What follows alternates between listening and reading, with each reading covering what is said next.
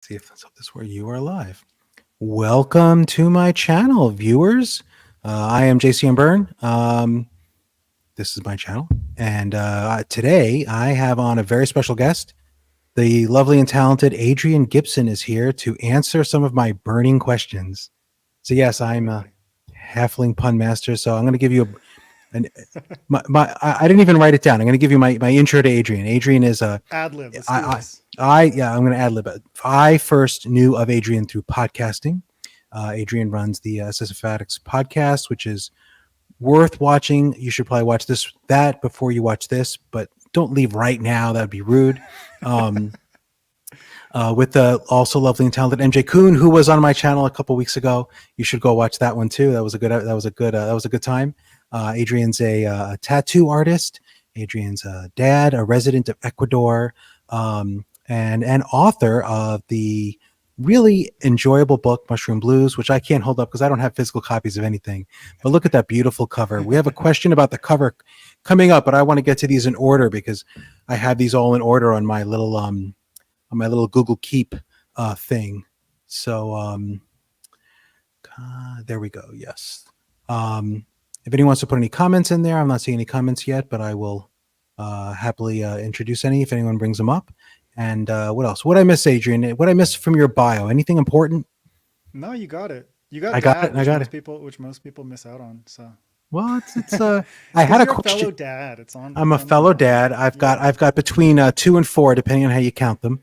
Yeah. And On any given day, they on change. any given, well, because I have a second marriage, so my wife Yeah. has kids that aren't mine, right? Like they're not, like I didn't raise them. Stepkids. But they're stepkids. Yeah, yeah. So like if you say, are they yours? Well, they're kind of mine. So yeah, that's a whole thing.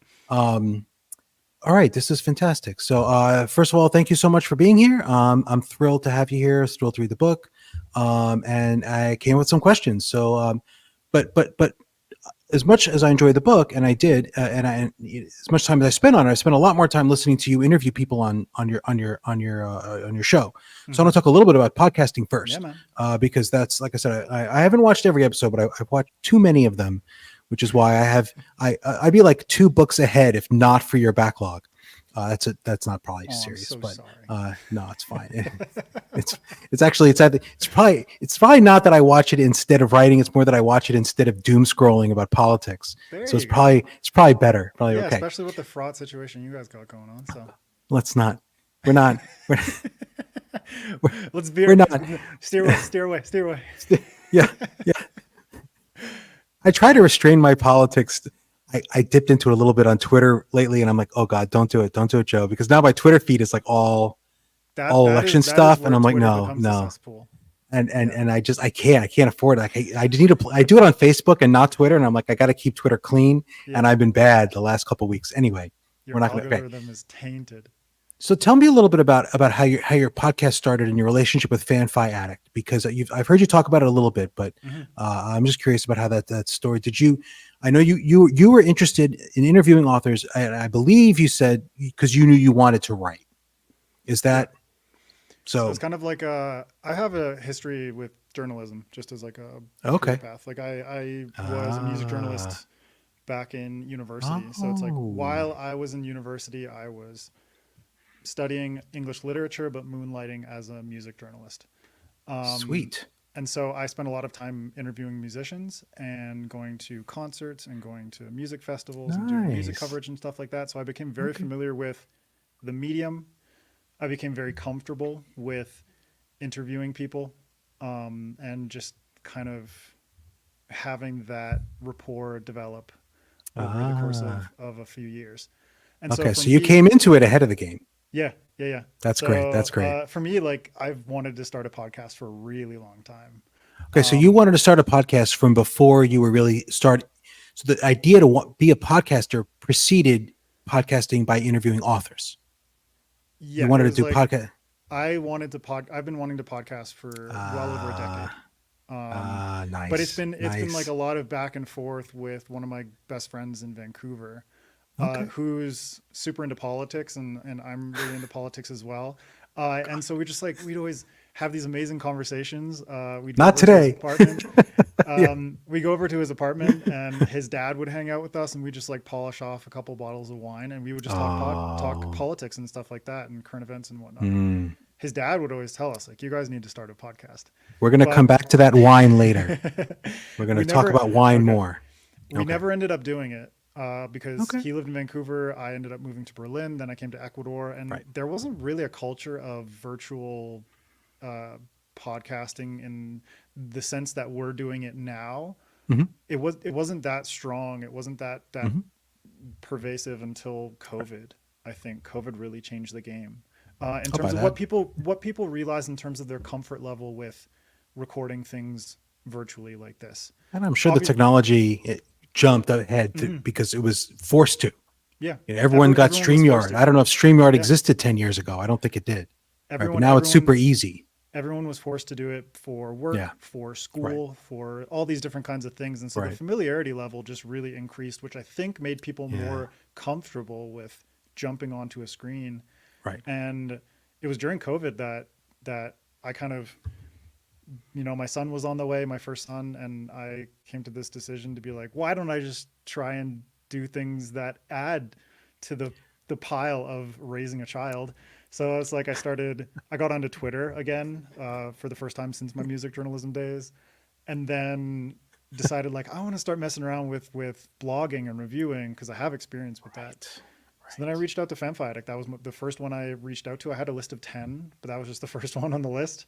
And David Walters just got back to me. We ended up chatting while hanging out with our kids in the background. So it was a very comfortable dad to dad chat. Oh, And yeah. that just immersed me. Like really, I sunk into the SFF community. That's how David and I bonded at Yeah, DragonCon, talking about yeah. potty training kids. That was my breakthrough conversation with David. He's a lovely guy. Nothing bonds you like parenting. Um, Yeah, but yeah, Bo. I after don't have. hi Sorry. Bo. On Yeah, Santa Ganesh. Hi. Yeah, how you doing, man? Um, This is the so whole after that, I decided like I wanted to take writing more seriously, and writing nonfiction for a blog was kind of taking away from that. Like it was harder for me to separate the nonfiction sort of like critical writing and not have it interfere with my desire to push more into creative writing. Just based on time constraints of Yeah. that parenting introduced. So I was like, what's a Okay. different Okay. medium Okay. that I can mess around with? And I was like, podcasting. Yeah.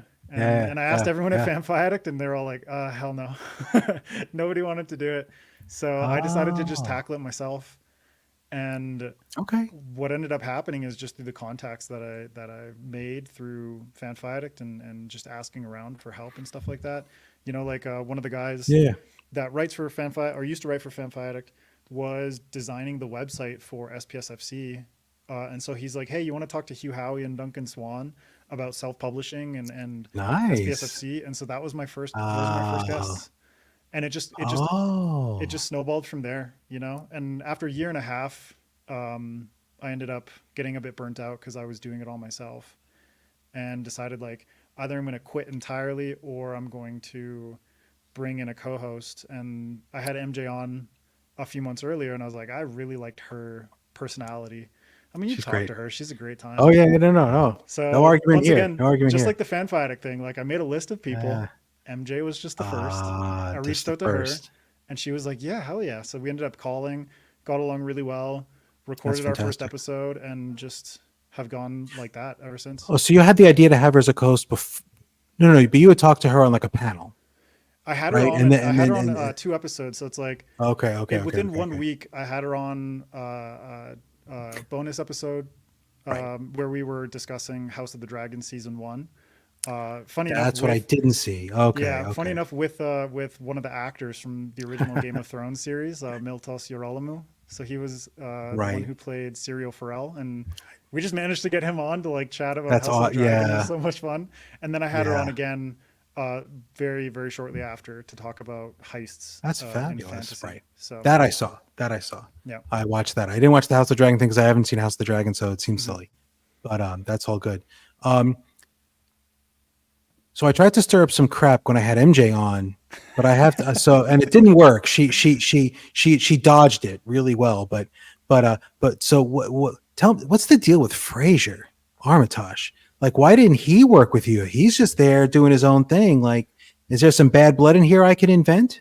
No, just like stop it, Joe.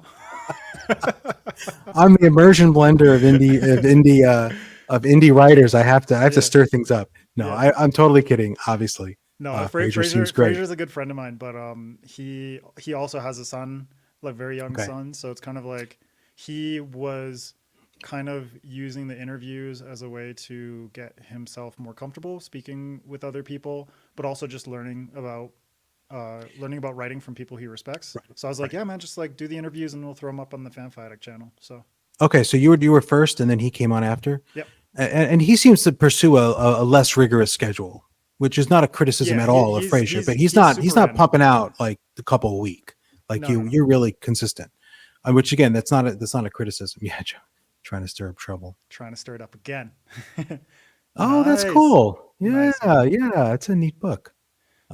Yeah, but Fraser, Yeah, he does them when he has the time, yeah, yeah, yeah, and yeah. he gets a lot of benefit from it, just being able to like Oh, also yeah, highlight his friends. Basically, like he'll have yeah, like, my friend's coming out with a new book, and he'll just throw up an interview, yeah. like a live All stream right, or I'm whatever. trying So to start a beef here, and I'm failing miserably. I'm not gonna. there's no Um, beef in FanFi, dude. I know, I know. I figure if I can start something, no, no. Um, so I wrote this question, and as I read it, I'm not sure it's a good question. So I'm going to ask it anyway, and you can tell me it's not a good question. Do you see any conflict to be an author interviewing other authors? No, not at all. Honestly, Yeah, it's like if two authors meet up for a drink, they're just having a conversation, and that conversation goes, yeah, man, I've only got water here, but yeah, cheers. that's fine. That's fine. And I had a those two long day. authors, they're like their conversation will naturally gravitate to something that they're both mutually passionate about, which is writing craft, that kind of thing. When it comes to interviews, not only is it an opportunity for MJ and I to learn more about the craft, but it's Right, also an opportunity for us to pass that information on to other people in really right, beneficial ways, and also be able to promote that author and their work. Some authors don't really need the extra publicity. Like we recently spoke with James S. A. Corey, right, right. like the co-authors of The Yeah, Expanse. They don't need the publicity, yeah, yeah. No, they don't but need you. Yeah, for us, it's a really cool opportunity to chat with them, to yeah, pick their brains, and also to have that be able to pass on to whoever ends up watching or listening. right, And so right. I don't think it's weird at all. Like I really appreciate like what you're doing and what other authors are doing, where they're, my friend Stephen Orion over in the UK, Yeah, interviewing other authors is a way of community building and right. developing deeper relationships with these other authors, and B, being able to mutually stirring up trouble, mutually kind of passing along lessons and really useful experiences. So I guess you're squarely in the camp that rising tide lifts all ships, Yep. and because what you're doing is, and let's be fair, there are people who look at it differently, and you're promoting your competitors, right? There are people who will Mm-hmm. phrase it that way, Yep. and I'm going to assume that you just don't see it in that framework, which I don't really either. But Yeah. I'm I not mean, arguing with you. I'm just competition. No, you're stirring up shit again, yeah. man. I'm not.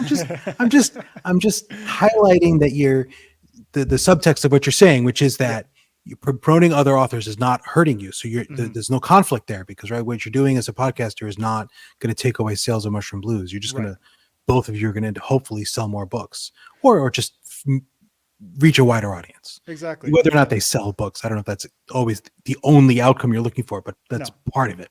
Yeah, yeah. But the thing Okay. is, like, competition within the context of this community is a bit. Yeah. It's a very slippery slope. I feel like competition is a path for an individual to take a path of competitiveness. Obviously, you want to have competitiveness, but I feel like in the writing sphere, it's better to have competitiveness with yourself than anyone else in order to challenge yourself to just keep pushing, pushing, pushing, pushing, pushing, because writing a book is a difficult thing. But if you're competitive with other people, um, what that will lead to is vindictive behavior. What that will lead to is envy and jealousy and things that will sour you on the industry more so than anything else. And it will fracture potential relationships that you could develop, ones that will be really meaningful for you in the long run. And so it's like if I'm promoting someone else's work, it's like I don't care if they're writing like fantasy, sci-fi, noir. To me, it doesn't necessarily mean like you're direct competition to Mushroom Blues. If anything, someone reads that and they're like, "Oh, I really enjoyed Right. that. I didn't Right. know that I enjoyed urban fantasy noir or Right. like noir mashups and that kind of thing." And then they're like, "Oh, well, Adrian has a book like that too. Like maybe I'll go check that out." Or Yeah. in the case of MJ, "Oh, well, like I love books about heists."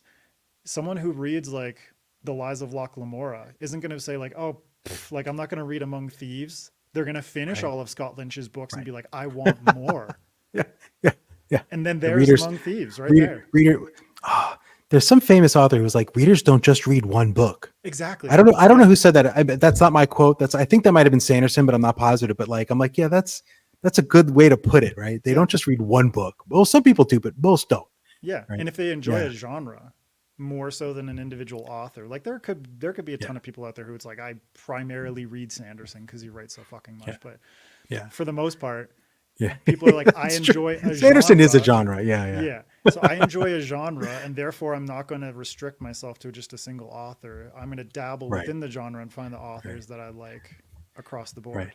And I'm going to do this terrible interviewing thing where I'm going to add an answer to my own question to add to what you said, which is that if you don't see it as competitive and you do build these relationships, even if you are never really that successful in terms of your sales as an author, you will have a reward for this endeavor Exactly. that Yeah. you might not other like because I'm at that point in my writing career where I'm like, these friendships and these relationships mean more to me than the like the sale the numbers on my KDP, Mm-hmm. which is good because the numbers on my it's a good thing, right?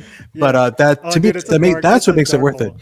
It's a dark Yeah, hole yeah, to yeah, like yeah. No, no. be so rigorously attached to your numbers. Like Well, I'm going to Worldcon next week, and yeah, pretty that much sounds like fun. the majority of me going is like I want to see my friends and That's I want to connect with people that I've gotten to know. Like some of the people I've yeah, only known through my podcast, but I've known them for like 3 years, yeah, which is yeah, wild. Like some yeah, relationships don't last 3 years, some yeah, friendships don't yeah, last three yeah. years.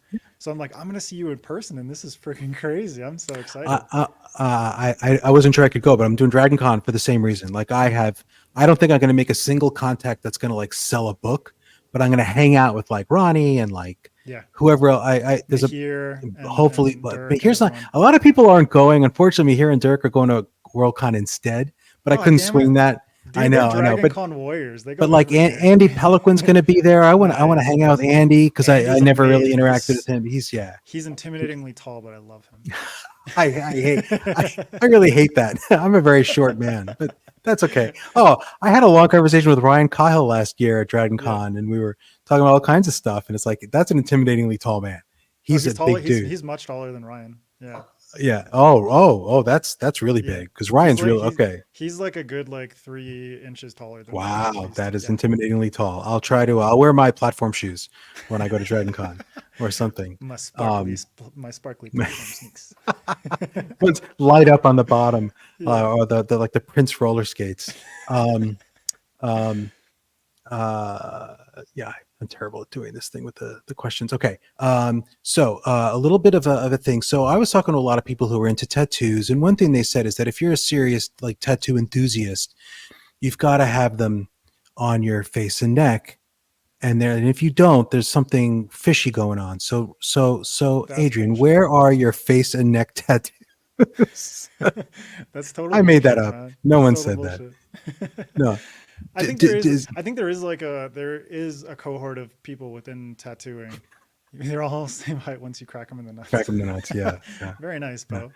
Bo. Um, when it comes to tattooing, it's like everyone's got their own personal preference. I think back in the day, when tattooing was primarily relegated to like sailors and bikers and Yeah. sort of like fringe Yeah. groups, then there's more of like a status symbol to the tattoos themselves. Obviously nowadays tattoos still hold a lot of like symbolic power, for people, but there's so much more flexibility, and the personal satisfaction you get from the tattoos sort of negates anyone else's thoughts. You know, it's like if someone wants to get a hand tattoo, my rule, like just as an individual, is like I don't ever want to get a neck or a face or a hand tattoo, but I'll get a tattoo anywhere else. Well, maybe not like my genitals, but like That was my follow-up question. I'm like, but that's totally what I was going to ask. Joe's just thinking about genitals, nothing else. I'm afraid of needles. But I know a lot of people where it's like they have really beautiful None. hand tattoos, they have really beautiful neck tattoos and stuff like that. It's I just mean, personal preference, man. is your reason for passing is because that was what I was always told by people I knew with a lot of tats. Because I'm older than you, right? So like in the '90s, it was, you know, you couldn't get a lot of office jobs if you had visible tats, and it was always Right, like, just right, don't get anything where you can't cover it up with a long sleeve shirt. I was told that multiple times back in the day. Is that sort of your right. reasoning, No, or it's oh, just okay, you like just don't like them? personally, like Oh, okay. I hate tattooing hands because it's like one of the worst places in the body to tattoo. In And the sense of pain, or in in the the sense sense of of how both, like the in the tattoo sense of like the pain for the client, and ah, my like just like joy of tattooing that part of the ah, body. You know what I mean? ah, And so ah, it's like, okay. if you think about it, it's like how many times a day do you wash your hands, and like that skin regenerates faster. Temporary stick on tats. Oh, shut up, Bo. Yeah. Yeah. Where's your lizard um, tongue, man? If your uh, tongue's not split, you're yeah, not. it's not split, man. I don't got any piercings, but it's like the amount of times that you wash your hands every day, that skin regenerates faster. Probably it's like skin, Ah. mouth, and feet is where the skin regenerates fastest in the human body. Um, and so it's like it's just, you know, some people like it, but for me it's not Well, aesthetically pleasing. It's not fun to tattoo. um aesthetically pleasing. Okay. Okay. yeah, Okay. so That's for super me it's just, interesting. it has nothing to do with an office job. I've never in my Yeah. life Yeah. had an office job, so I don't really Okay. give a shit Okay. about that.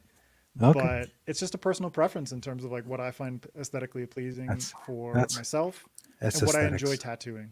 Yeah, So I've heard you say, I might be wrong, but it's like something like 70 tattoos.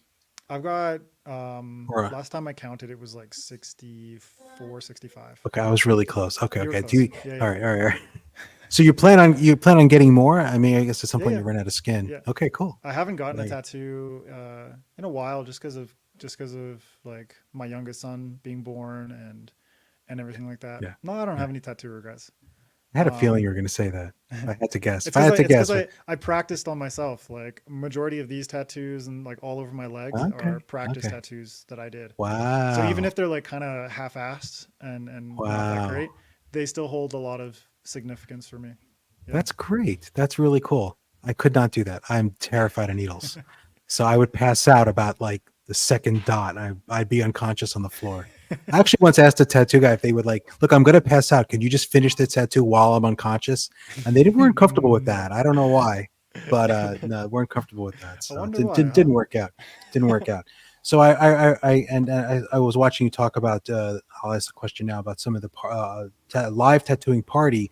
I was thinking you and I could do a live party where I write a story live on like a screen and you tattoo people at the That would same be time. cool. Would that work? Dude, I don't, it's that'd be not, like some liberal college like slam poetry live tattooing kind of thing. yes, That'd be yes, yes. perfect. Yeah. We could ad lib it, right? Like people Yeah, dude. could throw out things. I think you were talking about a party with a friend who was DJing and you were Yeah, live yeah. tattooing at a party. Okay, okay. That I I did knew I that. got that from somewhere Yeah, I did that in Germany. Vancouver. Oh, Vancouver. Sorry. I met this friend in Vancouver. He's my best Okay. friend, and he was like best man at my wedding. Nice. But he ended Oh. up moving to Vancouver when I moved to Ecuador, and I'm like, you moved to like my hood when I wasn't even there. So I ended up going back for like 2 months and basically just doing tattooing and Uh, doing like art fairs and stuff like that, and visiting friends. And so he and I right. basically just like booked out a warehouse, and I did live tattooing on the stage and he DJ'd. And that was until like, I don't know, 3 a.m. or something like that. So Cool. Cool. So I think ask a little bit about I'm done with tattoos. Those were my questions. No, I had one more I'm tattoo done with question you, that I Adrian. have elsewhere in here is so I tend to like if there's something I'm really interested in, or it's like a thing, a passion of mine, I tend to throw it into my books in some way. Hmm. I know you have tattoos that are meaningful in Mushroom Blues. We're going to get to that later a little bit, but did you consider like a tattoo magic system? Because you didn't really leverage it that way, which is it's not a criticism. Like that's not Yeah. bad. It's just like, was that something you're like, oh, I should have a book, because it's not, Mushroom Blues isn't a book about tattoos, Right. right? Like, I mean, they're there, they're important, they're relevant, but they're not like the central theme of the book. But Exactly. Yeah. did you have ideas for like books that were centrally themed on tattoos, where it was like the core of the story, or did those two things just in your mind they're just separate and that didn't work that way? Not necessarily, not in the sense of like it's like such a monumental thing like a magic system, Okay. but in the next book that I'm going to release, one of the main POV characters Ah, is a tattoo artist. He's like oh, the honorary tattoo artist for like a gangster crime family. there we go. And so it's like There we I'm go. putting a lot of my experience into his character. And it's Oh, like that's I've neat. seen a lot of really cool tattoo magic systems, like Peter V. Brett's. I think it's the Demon Cycle. Yeah, the Warded Um, Man or the the Painted Warded Man, depending on Man. what country you're in. Yeah, that has like a really cool tattoo magic Yeah, system. I read that. My buddy Nick Eames, one of his characters, I think in Bloody Rose, she's like a witch and she has tattoos that she can essentially like pull off of her own skin and Yeah. then turn into like a real thing that she uses in fights, which is super cool. Yeah. Yeah, Yeah. it's like it's something that I is always part of the world, but it's never like the main thing. Fair enough. Fair enough. Talk a little bit about being an indie writer. Well, I'm skipping all over the place here. There's no transition here, people. I'm Dude, not it's that all kind of good. pro. We're just going to go. Um, so here's the thing. So I think there's a lot of people go indie, and I'm one of them because kind of felt like I was never going to get a trade deal anyway. So what the heck, might as well. But after reading Mushroom Blues, I wouldn't assess your path that way. Talk a little bit about like did you must have thought a little bit about going trade or trying, right, going the querying path, Hmm. and then you didn't, right? So like you talked Podcasting convinced me otherwise. to me to Ronnie yelling at you, don't do it. No, Ronnie was just like the cherry on top of the cake. Um, Yeah. there was just a lot of, I mean, I told you, like my first episode with guests was with Hugh Howey and Yep. Duncan Swan, and right from the get-go, they sort of planted a seed of doubt for me in terms of what the plentiful pitfalls of trad publishing Sorry. are, and also the increasing viability of self-publishing. Yeah. And Yes. then just like the more people I got to know, the more I learned about these individual authors' journeys to getting published. And it's like my friend Andrea Stewart, I know, Andrea. Well, she spent 10 years querying in the querying right. trenches and Yeah. wrote multiple books that are just kind of like dead in the water. And the Bone Shard Daughter is the one that ended up getting picked Right. up, Right. which worked out really well for her. But it's like Sure. I personally didn't want to spend a decade querying agents, then pitching editors on my book with the hopes that because like, man, Mushroom Blues is super niche in and of itself. Like it has more of a broad appeal than people might think, than I initially No. thought when No. I was No. No. writing it. But I actually think trade would have. I see it fitting in like a Taurus release slate, which is why I ask. yeah. I'm asking because I feel like you are one of the few indie writers I know coming at it in from two places: a place of knowledge because of the people Hmm. you've spoken to. You knew more than most of us when we released our first book, almost any of us. Yeah. And two, you had a legitimate choice, which I feel like I didn't. I'm not complaining. I'm just saying a lot of indie writers I know kind of feel like they would never get a trade deal. So it's almost it's like it's a choice, but it's sort of not a choice. And you're Yeah. coming at it from not from either of those two places, and that's what I find interesting or Yeah. different. And Yeah. I see it happening more. Right. And I think it all comes down to personality type. Yeah, Um, like I talk about punk a lot. Like I started Funko Punk as yeah. like a Funko thing, just Punk. as a That's as a bit of a fantastic. joke for That's Mushroom Blues. fantastic. But at the same time, Yeah, like I view indie publishing as like the punk of publishing.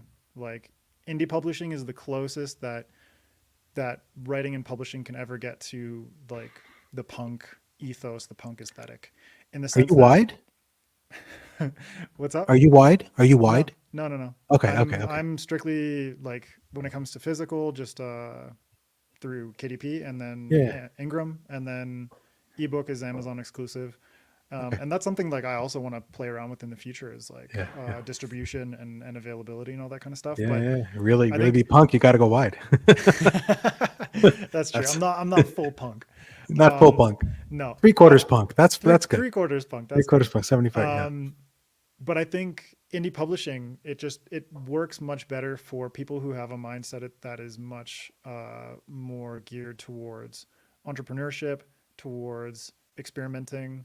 Um, hell yeah, punk publishing. Three Oh, punk, quarters we're punk punk, publishing. Punk, punk. punk, punk publishing. That's a tongue twister. Damn. Yeah, it is. That Um, is. I won't but hold you to that. the people that have more of like an entrepreneurial mindset and stop it, bro. I cannot wait to be successful enough to forget about people. I'm really looking forward to that. No, Counting the man, days. never gonna forget about Joe. Never gonna I, forget about Bo because they rhyme and that's beautiful. But there is a certain ethos when it comes to I think business practice. The business side of things is what a lot of people in publishing don't want to talk about because writers want to write, but then when it comes to actually selling your book, it's like even if you're going trad, you do have to put a lot into oh yeah. okay, how do I market the book to Right. an agent? How do I market the book to an editor? How do I market the book to a reading audience? Even if you have a publisher, that does not necessarily mean that you will get the Yeah. big marketing push that you Yeah. expect. In which And case, yeah. you have to market your ass off Yeah. still. Yeah. I mean, anyone anyone to whom what Adrian just said is like at all surprising, go listen to every episode of Publishing Rodeo. Publishing rodeo, yeah. Right. Like it's just you and I could not spend like the next 20 hours and be more thorough Hmm. in debunking those ideas than just Sunny Dean and And Scott Drakeford, yeah. Scott Drakeford. That's it. I keep forgetting Scott's last. I feel terrible. He got the smaller deal and I forget his name. Scott, I'm so sorry if you ever watch this. Don't belittle him Um, like that. don't, no, no, no. Okay. But there are just a lot of misconceptions, and I think I came into it at the beginning wanting to get an agent, wanting to get a trad deal, etc. But like Okay. just progressively just lifting off the rose-colored glasses and understanding the Yeah. realities Yeah. of both sides Yeah. and realizing all that I've done in my life as a music journalist, as a Yeah. tattoo artist, and now as an author. All of it has been self-employed, Yeah. very much DIY, and Ooh. doing a lot of Right. things myself. So in the case of Mushroom Blues, it's like I, with Felix Ortiz doing the cover Yeah. artwork for me, I did all the Yeah. design work. I did all the interior design. I did all like Right. if someone opens up my book and they see like there's images in that, no fucking debut author in trad publishing would No. ever get No. interior images in their book, No. ever. And so for me, it was No. like, as an artist, I also wanted to incorporate things like that into my book to make it Mm. more aesthetically pleasing, to make it a Sure. little bit more immersive. And so those are things that if I were to go trad, I would just have to throw that out the window. As And you have legitimate skills in those areas. Yep. I mean, I'll make my own covers in Canva, but you can tell I made my own cover in Canva, right? It's very clear. It's very. I like doing it, but it's like they're really bad. They're like hilarious. Anyway, but it's and fun you to and do you at the least. and you, yeah. Well, I like the thing is I like them, so I make come up with the covers. I'm like, I like this one, and then I'll put it on like anything I'm giving away for free. I'll just use my because I'm not paying for Right. a cover on a free short, but I'll make it myself in Canva. Right, And I'm right. like, isn't this great? People are like, no, Joe, it's really not. Like, okay, that's fair. But it makes But me happy. it makes me happy. But you were so you came at it from this way, but you were extremely successful, right? You broke even. Your book's all over the place, right? You've got an audiobook coming out. I think that Mhm. you just announced that recently, to Yeah. my knowledge. Today I So just th- announced the narrator, So Imogen that's Church. super Imogen. That's super exciting. Yeah. Yeah. Also as an Nice. illustrator, also as a friend Also, of do you mine. want to see? So this is like I'll just open the book. So it's like all the typography I did myself. Yeah. Oh Um, wow. Nice. and then like on the back as well. Oh, cool. And then Cool. when you open up the book, this is like you don't even get like the title page at first. You just get mold. Oh, nice. And so all Nice. the interior That's great. like title page, all this kind of stuff. Yeah. I designed Oh, all of that's that really good. myself. So for anyone, like Cool. the physical copy of this book is really cool. So it's like all these title pages I did myself. I'll have to. And Yeah, that's tempting. then obviously That's a like beautiful cover. and then like I did like a full 2-page map as well that I Oh, designed sweet. myself. That's in the ebook, so I have seen that. Yeah. And then throughout the book, Um, it's like you'll come through different chapters, and then every 10 chapters there's like a mushroom or mold related image. leads right into my other question. Any guilt for stealing the color palette from Return to the Griffin? You were my inspiration, Joe. Look at this. You were Look at my this, Chris. inspiration. Look at This those isn't my color blues. palette. This isn't my color. This is Chris McGrath did this Yeah. But without it's any so input beautiful. from me. Dude, It it's so is. beautiful. No, but like He's fantastic. he knows his color Oh, theory oh, so well oh yeah, because oh yeah. the blue and how it pops off of the main character's yellow clothing is just like Yeah. that is color theory at its finest, man. Chris is a genius, but I didn't tell him to do that. Right? I just said Yeah. giant sharks, and he's like, okay, Giant okay, sharks. yeah, I got it, dude. yeah. There's a shark in the background that no one. People are often like, I didn't realize there was a shark there. I'm like, how could you not see the giant? Okay, it's fine. Yeah. Okay, so that was a question from later, but I moved that up. All right. So I had this question, and I think I know the answer. So I wrote the questions. You have spoken multiple times about appreciating the control that indie authors have, and I first heard you say this before Mushroom Blues was really out. And my question was, how's that working out for you? And I'm going to guess your answer is pretty good. Yeah, pretty damn good, man. Okay, I'm that's I'm what pretty I happy. thought. Yeah. Like Okay. like earning out is something that I've come to realize a lot of indie authors. No. Right, but also there's a difference between being an artist but also being a designer. So if you have the design skills, like I'm also an artist, but I don't necessarily have the skills to like digitally paint something like that. You know what I mean? Right. So I knew that if I could get Felix to do artwork like that, I could have my design skills applied over top of that. You can do the direction in a Yeah, way that I exactly. couldn't. Right. Right. If I gave Chris specific instructions, it would not work out. Like, Right. you Like know. for Yeah. Felix for Mushroom Blues, I gave him like a 5-page cover brief with like color palettes, with character Oh, sweet. references, mushroom references, all this different kind of stuff. So I know how to do that kind of thing. That's really cool. Um, That's really cool. Yeah. yeah, You're leveraging the different skills you have. And I think that also probably exactly. helps an indie writer when you have skill sets that are broader, right? Because you're Right. bringing to the table, you're a very good writer. I read your book. It's very good. So there's a whole craft element there, but then you're bringing in the graphic design in terms of the presentation. Mhm. And then you clearly have marketing knowledge that's at least well above average for people. Yeah. I don't know if you've studied marketing in any professional way, but you picked it up doing other business stuff. But like, I mean, I had never tried to sell a thing until I released a book, right? Like I'd never had Exactly. a business or anything. So that's, I think that probably helps your success Yeah, I mean, is you're absolutely having, right. Like leveraging different skills, because when it comes down to it, like earning out is something that you usually only hear on like the trad side of things. Like an author earned out their advance, which is right, for anyone who right. doesn't know, the advance is basically like the upfront investment that the publisher puts down Yeah. on the book. When in the case of like Scott Drakeford, like going back to publishing Rodeo, like Scott got 30,000 for his advance Right. for his first book, whereas Sunyi Dean got 300,000 for her first book. So it's also like the publisher is trying to think, what is the marketability of this book and the potential Right. for it to have a larger return on investment. And so for me, like coming at it from the indie side, I was thinking like, okay, if I can do X, Y, and Z myself, I have to pay for cover art. I have to pay for editing. I can do all the cover design myself, which is for a lot of authors a big extra cost.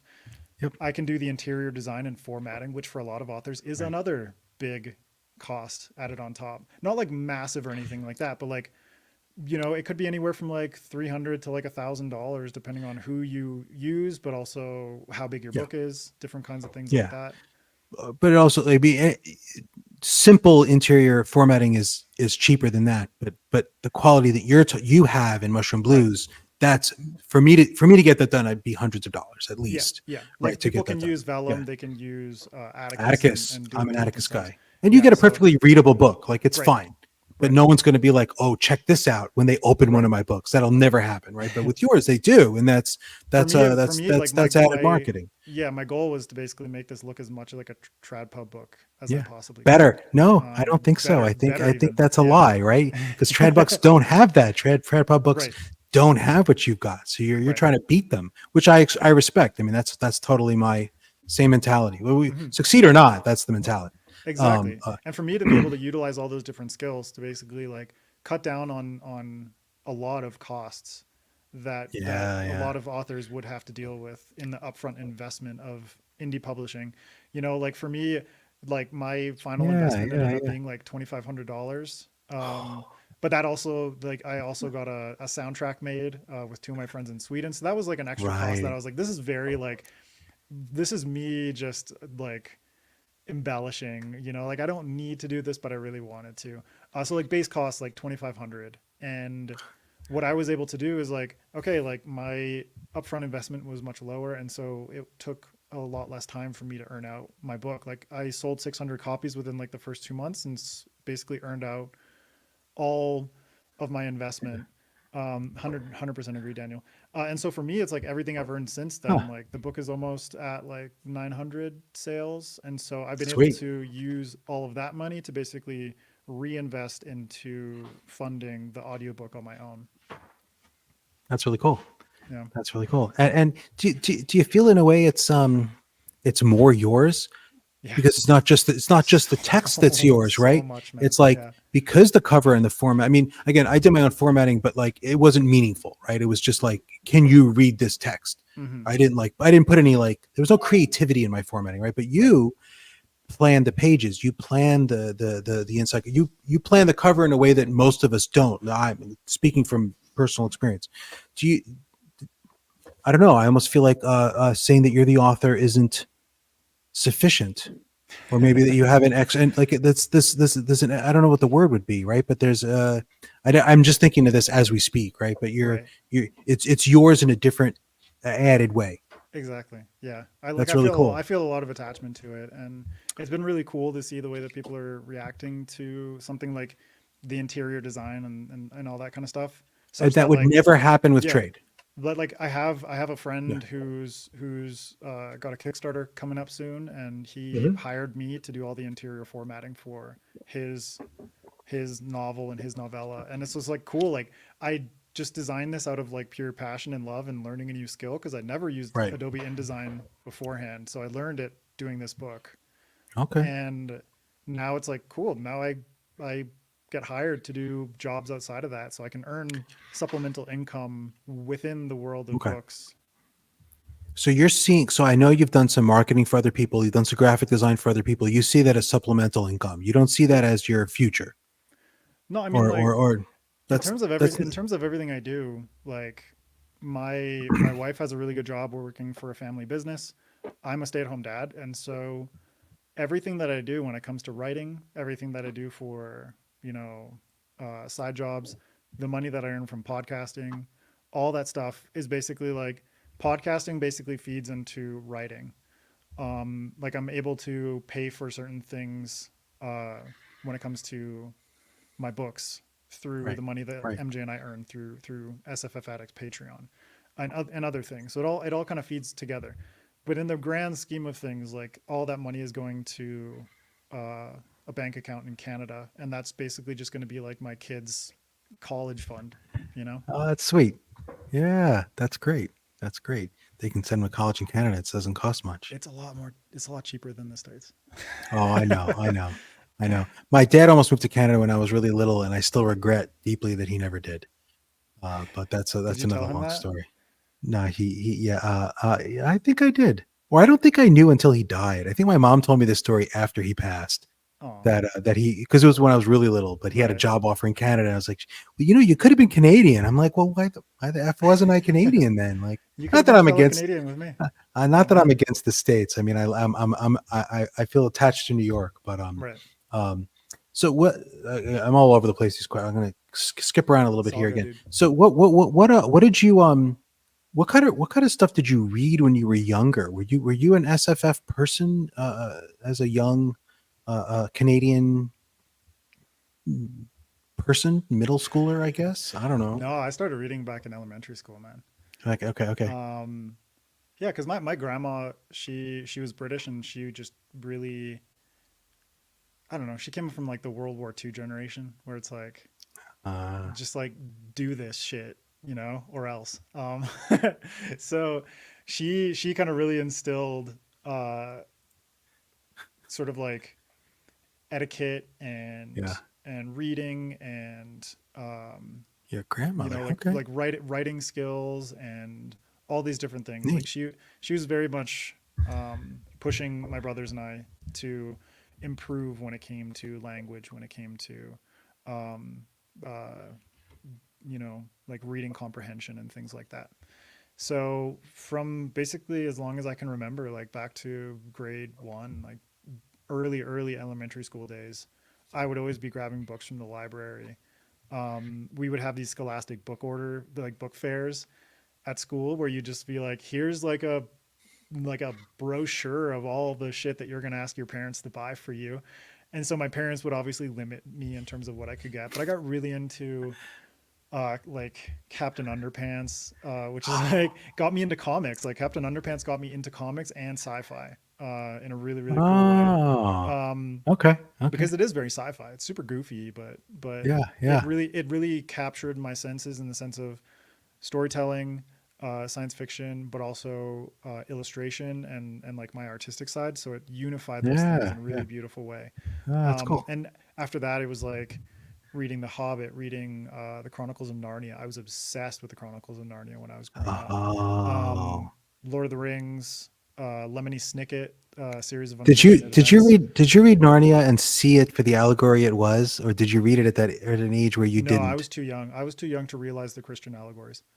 I Yeah. had no freaking clue. And someone when they said, the lion is just Aslan like a is God. Jesus allegory, and I'm Like like, Aslan is Jesus. Yeah. no one told me. How am I Right. supposed to figure this? It was like mind blown. I was like, Yeah. oh, I just thought it was a fantasy story. I didn't realize. Yeah. But it's so cool to kind of like look back on those things and understand Yeah. the No, no, depth no. and complexity to them. Right. But yeah, like I was deep into fantasy and science fiction when I was younger. And Okay. it never stopped. There were times in my life It where it never slowed down. stopped. Yeah, slowing. Okay. It Okay. slowed down when I was like in high school, but then it picked All back up right. again when I was in university and studying English Oh. literature and reading sort of like a lot more of the classics and Ooh. a lot more of the mythology and the history of literature. Okay. And that reignited my love. And that's when I started to get into more complex authors. Like got really big into Philip K. Dick, and authors like Jeff Vandermeer and China Miéville and people like that. So you were in college studying English lit, Mhm. and then on the side you were reading people like Mieville and Dick. Yeah. Oh, actually, I had a couple Uh, classes where a they couple. would Oh, okay. have Okay. stuff like Philip K. Dick appeared, like Do Androids Dream of Electric Sheep. That was Sure. the Sure. first Philip K. Dick book Yeah. that I read, and that was in Yeah. a class Yeah. that I took at university. Oh, okay. Okay. That's become. I think that my age difference again. That was less common when I was in school, but which is what it is. Yeah. But okay. So you never left it, and then it was enhanced by academics. That's really interesting. But also by like Um, films and television kind of kept the momentum going, I think, I a lot of think the you time. talk a lot about non-written media, and I have a question about that coming up Hmm. later on. But okay, so in your academic background, you studied journalism, you said, and English lit. No, so I No, you studied. did journalism and you studied English lit. Yep, I'm sorry, exactly. Yeah, I'm misquoting you already, and it's only been it's like all good, dude. a little bit. Okay. Um, and when you were studying English lit, what was the what? Maybe you didn't have a plan. What was the thought process? What was the plan? Was there a plan to that? Is just like, this is cool, I want to learn this? Or were you thinking you wanted to be a writer at that point? Or were you thinking you wanted to be an English teacher at that point? Or were you just like, I'm in school, what the hell? I mean, it Like, kind of what was, started out me because I had a decision to make in high school, which was basically like, do I want to follow art or do I want to follow writing? Because those are both two things that I love. okay. And I ended up going into English literature because that was kind of a bit more broad. And I didn't want at that point I was like I was like super in like a super punk mindset where I was like, I don't want to like commercialize my love for art. Um, because I thought that it would ruin it. And full circle, like when I became a tattoo artist, I realized that was bullshit. That I could do my art in a Yeah, way yeah. that was commercialized, but it felt really invigorating and it felt really fulfilling. But Oh, so English so you literature, I didn't really wanted. have a plan, but I was kind of like, I got into music journalism and I was thinking I'm going to Okay, okay, continue music journalism. okay. And when I left Vancouver and moved to Berlin, I continued to be a music journalist, but realized like this career path pays like shit, and ended up working like odd jobs for like 6 months and Right, around right. Berlin, and then just completely stumbled into tattooing. So you went By to English accident. Lit thinking you would use it in some form to be a writer. Yeah, You just whether it was journalism or whether it was creative okay. writing. But the Um, plan then wasn't as specific as SFF or no, anything that no. that okay, okay. I'm with you. I'm with you. Um, all right. Very cool. Okay, so I'm going to talk a little bit about uh, uh, Japan. You have talked about your love of Japan on a number of occasions. I watched a lot of your interviews. Not all of them. I tried. I tried to binge everything you've done. It's like no, I couldn't. I couldn't. I ran out of time. But Are you but I, my I first watched a mega lot. fan? No, I'm your first person interviewing. I do like you a lot, but I like from the originally from the podcast. But I mean, I like Mushroom Loop, but I mean, I read that recently. But no, I was trying to prepare for this. Okay. More nerves than mega fan, or at least the not so much nerves. It's just like the desire to have an interview that's not just like I'm going to read you the same 10 questions I've read every Right. other guest, I and appreciate that. I try to go a little bit past that. So did the Jap how did in what ways did your interest in Japan manifest? And I specifically want to ask if you ever got involved in the martial arts. As I'm a person with a background in Japanese martial arts, I Hmm. was wondering if you ever got sucked into that rabbit hole, or other rabbit holes of studying the culture. I mean, the culture is extremely prevalent in its influence on mushroom blues. Like Yeah. No question there's about no it. way around that. No, no, Yeah. very. What did you what things about Japan have you like dug into? I think for me, I never did martial arts. Okay, But then that's all that's right. more like your parents kind of steer you towards certain sports. Um, and martial arts just Oh, was your never there for your me. generation does that. I forgot. When I was a kid, kids didn't do karate. That was a later man. That happened later. Yeah. When I was a kid, it was grown-ups. So you Oh, had to okay. like really go after it if you Right. wanted to be like a 12-year-old. Yeah. They didn't have like after school programs, but I'm old, right? So your generation, it's a thing that kids do. Yeah. I forget that sometimes because like I Yeah. said, I'm old. But okay, so you didn't get into that. You got into other stuff. That's totally cool.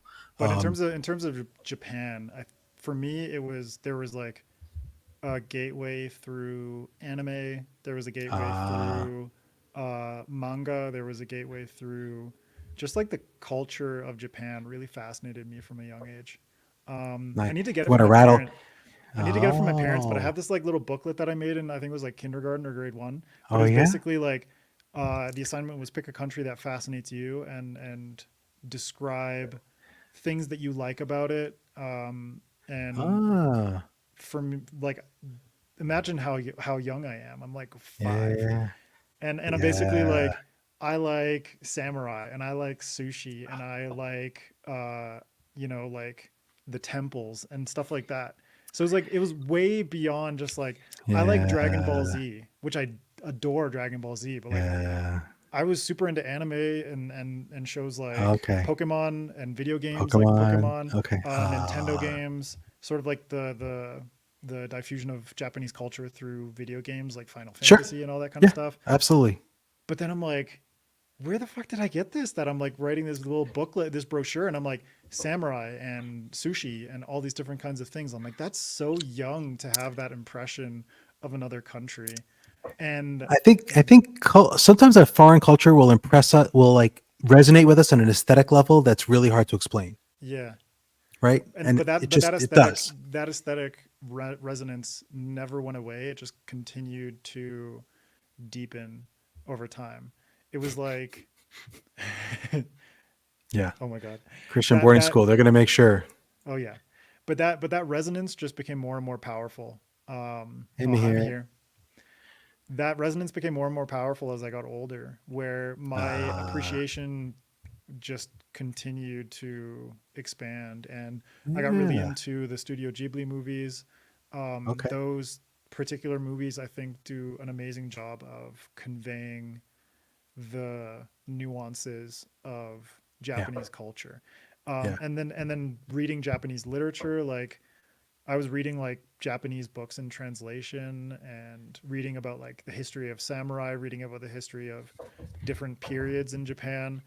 And as I got older, like into my 20s, that just got bigger and bigger. And uh, when I moved to Ecuador, or like when I was in Germany and when I moved to Ecuador, um, just as like a tattoo artist, I had a lot of free time, and I would Oh, spend hours listening to podcasts and watching stuff on YouTube um, while illustrating. And a lot of ah, the time, I would listen to history podcasts. I would watch history, like oh, YouTube channels that are focused on history, learning more about Japanese history, learning about, like the Sengoku period and the Warring States and the unification of Japan and the shogunate and all this different kind of stuff. And it's just like, and then I started reading fantasy where I'm like, holy shit, like the ways in which Japanese uh, history and Japanese culture blends so well with something like fantasy, but also science fiction. And then I started to realize the shortcomings of books and films and TV shows that I really appreciated growing up.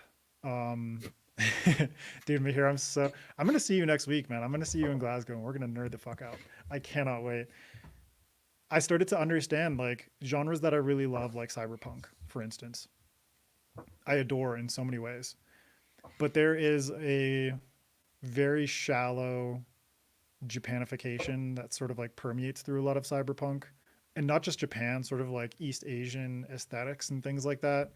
Like yeah. a Blade Runner, which is such an amazing movie and I absolutely adore, but the ways in which Los Angeles was incorporating Japanese aesthetics was so shallow. It was such a veneer that it felt like it didn't really add anything to the story.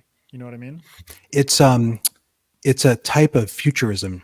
Yeah. It's because at the time Blade Runner was made, there was this belief that the Japanese, because of Because their in the economic 80s, in the success 80s, at the time, yeah, the Japanese right, economy was booming. exactly. Yeah. Everyone thought that Japan was going to kind of take over America Right. or take over Right. the world to be much stronger influence than more than they ended up being, which was already a pretty strong influence. So Right. it's a way to show if you And want to it make ended up something shifting to future, China. right, right. But if Yeah. you wanted to make something seem like the future, like the near future, Right. Yes, it's a exactly. huge, just import a huge Japanese influence. I mean, I lived through that, so I Yeah. remember, and there was a sense where this stuff was like cool in that we didn't know much about it. It was Hmm. exotic in a way that it's not for your generation because it was Right. like new influx. Didn't have the internet to like learn all this stuff. So like when people read Shogun, it was like news, Right.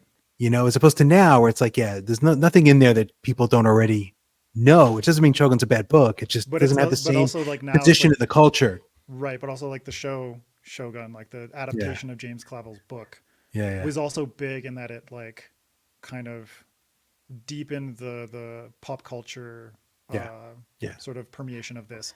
But I think that Right. like exoticism that you lived through in the 80s, Yeah, it like looking back on it, it feels so half-assed, if you know what I mean.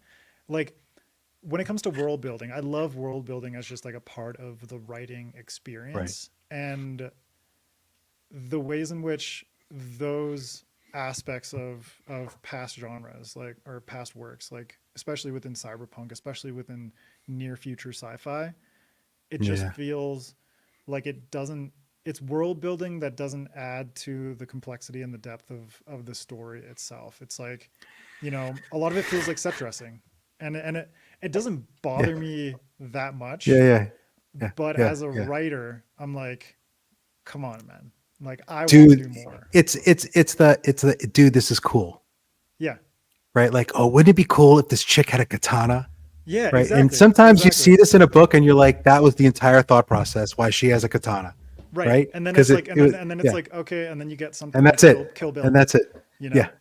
Yeah. Oh no. Don't, don't crap on Kill Bill. No, You're gonna I break my I heart. love Kill Okay. Bill You're gonna break my because heart. because Kill Bill at the very least, it's like leaning into sort of certain campiness. It's leaning Yes. into certain tropes that I think benefit that story more than others and give it like more of like a lasting appeal. But obviously, it's like if you look at it, cool. It's like here's a movie full of like Asian people, and then here's the white woman with the katana, and she's gonna kill everybody, and she's gonna be like the center of attention. Oh, we're going to Um, talk about Iron Fist now. No, we're not. oh my god, good job, Marvel. But I think Yeah. there's a certain satisfaction that I get when it comes to world building and sort of using inspirations that I get from a culture like Japan, which is, you know, a So country you're that trying to, I've had the pleasure of visiting and I yeah. absolutely love it. And what I wanted to do is not to give this like flash in the pan impression of Japan. For me, Uh, it's like I want you to simmer in it. I want this to be a stew. I want you to be immersed in the flavors and feeling and the smells and the tastes of this world and do that in such a way where it's like yes, it feels like an evocation of Japan, but at the same time there is a uniqueness to the fungal people and the ways that I've used Japan as like a launching pad to create the Japanese, create the fungal people, create these added complexities and these added layers to it. And at the same time, just everything is infused with my love for Japan and Japanese culture. so you're deliberately trying to bring a deeper understanding of Japanese culture in through this, Yeah. through your world building. Like if someone reads this and they're Yeah. like, Yeah. Yeah. that seems Yeah. really interesting. And Yeah. then if that Yeah. triggers, it's the same thing with mushrooms. Like if, Right. Yes. Yes. if anyone gets a an inkling of this seems interesting and then they want to explore some more, to me that's the best possible outcome of like if Right. you want to Right. learn more, if your curiosity is piqued enough that you want to learn more about mushrooms or more about Japanese culture or more about X, Y, and Z, that is phenomenal. Like I'm so happy about Okay. that, Okay. you know? Yeah. Yeah. No, I get it. I get it. More about the medicinal use of psychedelic mushrooms. More about Yeah. alcoholism. Right. We can all become educated on all kinds of stuff. Yeah, man. Yeah. Um, that is really cool. I'm going to save this question for later. Maybe skip it. From a purely culinary perspective, how much do you like fungi? I Do you eat mushrooms regularly? Yeah, I would say it's Okay, more. just curious. It's like a love across the board. Like I love them in Okay. a culinary fascination. Um, just Let, let, let, us not like take it too far. We're not JD Vance. So let's just restrain ourselves before we go. We like an before I intellectual and culinary. Let's limit ourselves to okay those realms. Any, no, before I get all weird about mushrooms. yeah, yeah, yeah. No, weird. Now we're getting political, and I No, started it, and I said that's we weren't going to do that's it, the talking and then point I of the started it. day. Shit's Yeah, weird. yeah. Shit's weird. But I do love mushrooms in the sense of I love cooking with them. I Okay. love just like examining them and growing them as people who've seen like I grew You grew mushrooms some on a in your hobby book. of Yeah, mushroom I blues. saw that. That was cool. The sort of spiritual aspects of it and the consumption of psychedelics and that kind of thing. So Right. it's Right. like a very broad appreciation for these organisms. Yeah. Um, one last throwaway silly question, and then I'm going to get into mushroom blues. Okay. Any plans to combine your professions and publish a special edition of Mushroom Blues inked into human skin? Ooh, dude, that it would have to be like I don't know how many hundreds of people I'd have to do that on. Holy shit. That would be And you have to wild. take the skin off and tells the yes. Okay. Yeah. Silly question, but I I'll was just like thinking like tattoo that'd it be really across like the cool. backs of like hundreds of people. You got to get like 1,000 fans and spend like a whole con just going through line by line. Each person gets like a sentence on their back or something, That would be and really just cool. ink the whole book. That would be cool, right? That would take If you ever forever. That would take longer than a convention, okay, but I don't really understand tattooing. Clearly, I'm yeah. making these suggestions You're afraid of because I don't needles, man. I, You don't know this I shit. I'm not lining up for this. I'm not lining up for this. I pass out trying to give blood. So yeah, no, it's a phobia. It's not good. Okay, so a little bit about mushroom blues. Uh, first, I'm obsessed with order. Like when these ideas came to you, like what started it? So was it like, okay, so was it you wanted to write fiction and then you're like, well, what should I set it in? And then you came up with the idea for fungi. Was it you had the idea for, oh, I really think fungi are cool. I want to incorporate this into a story. Was it I want to explore like colonial themes, and then you got the fungi thing after? Like, how did this come up, or did it all come out simultaneously? Do you remember? Fungi came first. Yeah. Fungi came first. Yeah. Okay, so you're like passionate about fungi and thought I could turn this into a story. Yeah, it was kind of like That's cool. I told you earlier I got really into authors like Jeff Vandermeer and China Miéville, and Hmm. that whole new weird movement very much inspired me to explore ways in which sort of genres could be blended. Like I read Mm, Jeff Vandermeer's Ambergris trilogy and his novel Finch, which is like it has mushroom people in it, and it has like very cool like urban fantasy elements blended with noir. And I was just so inspired by that. I started drawing mushroom people as sort of oh, like fan art kind of thing and tattoo yeah. designs. And then I started tattooing. I tattooed one on myself. Then I started tattooing them on friends. And over the course of like my tattoo career, I probably ended up tattooing around 15 to 20 fungal people Right, right. on folks across the world. So there's like people in like Canada, there's people in the States, there's people in Yeah, Germany and that's Ecuador, cool. like all over the place. There are people with fungal people tattoos. And then I just elaborated upon that and started to explore creating a fictional world that was kind of like Hannibal Lecter would approve. That's kind of like in conversation with folks like Jeff Vandermeer and what he was doing with the Ambergris books. And I spent like years, like I spent years, probably 2.5 years illustrating, like illustration as part of my world Uh, building process. I probably spent like a ah, good 2.5 years illustrating and ah, going through like ideation processes and thinking that I had like a sort of story to set within this fictional world of fungal people, yeah. but that story was shit. And I never wrote that much. And then it came to this point where I was like, cut the, I had to cut the world building and just really think about like, what do I want to write in this world? What would be interesting for me to write? What would be interesting for people to read? And that's when the genre blending just came in heavy. And I was thinking like, I love cyberpunk. I love detective stories. I love sort of like espionage and sort of like spy thrillers and this kind of stuff. And so I ended up writing Spore City, uh, which is set in the same world as Mushroom Blues, but 30 years later. Um, Finished the first draft of that and was so burnt out by that process because that was like my first real, like writing a book start to finish. That during that process, I'd come up with an outline for a prequel novella, which was set 30 years before, shortly after the Spore War. And it's very much like noir, detective, Yeah, police procedural. So I was yeah. like, let me just like dabble in this for a little bit, see if that clears my head. And ended up expanding this novella into a full length novel because I didn't know how to outline.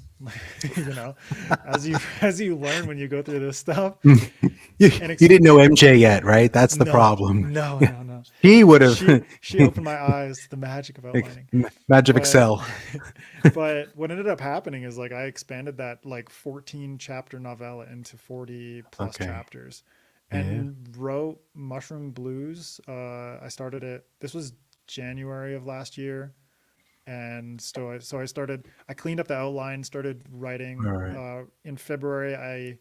While I was like partway through the draft, wrote to Felix Ortiz, my cover artist, and was like, "Hey, Yeah. I'm really into this, and I think this is going to be my debut novel." So I Yeah. contracted him to do a Yeah. Yeah. cover, and then just Nice. kept going with it, kept going, and ended up writing that book throughout 2023, and then revising it and editing it, and ended up releasing it in March of Right. this year. So it was like a pretty short process, The, but the yeah. next book coming out sounds a lot like Spore City. Is it Spore City like Spore City is reworked? yeah, Spore City Okay. reworked. Okay. Okay. Yeah. So that's the same book, just Yeah, polished. very very much reworked, but very Okay. much Okay. like Okay. Okay.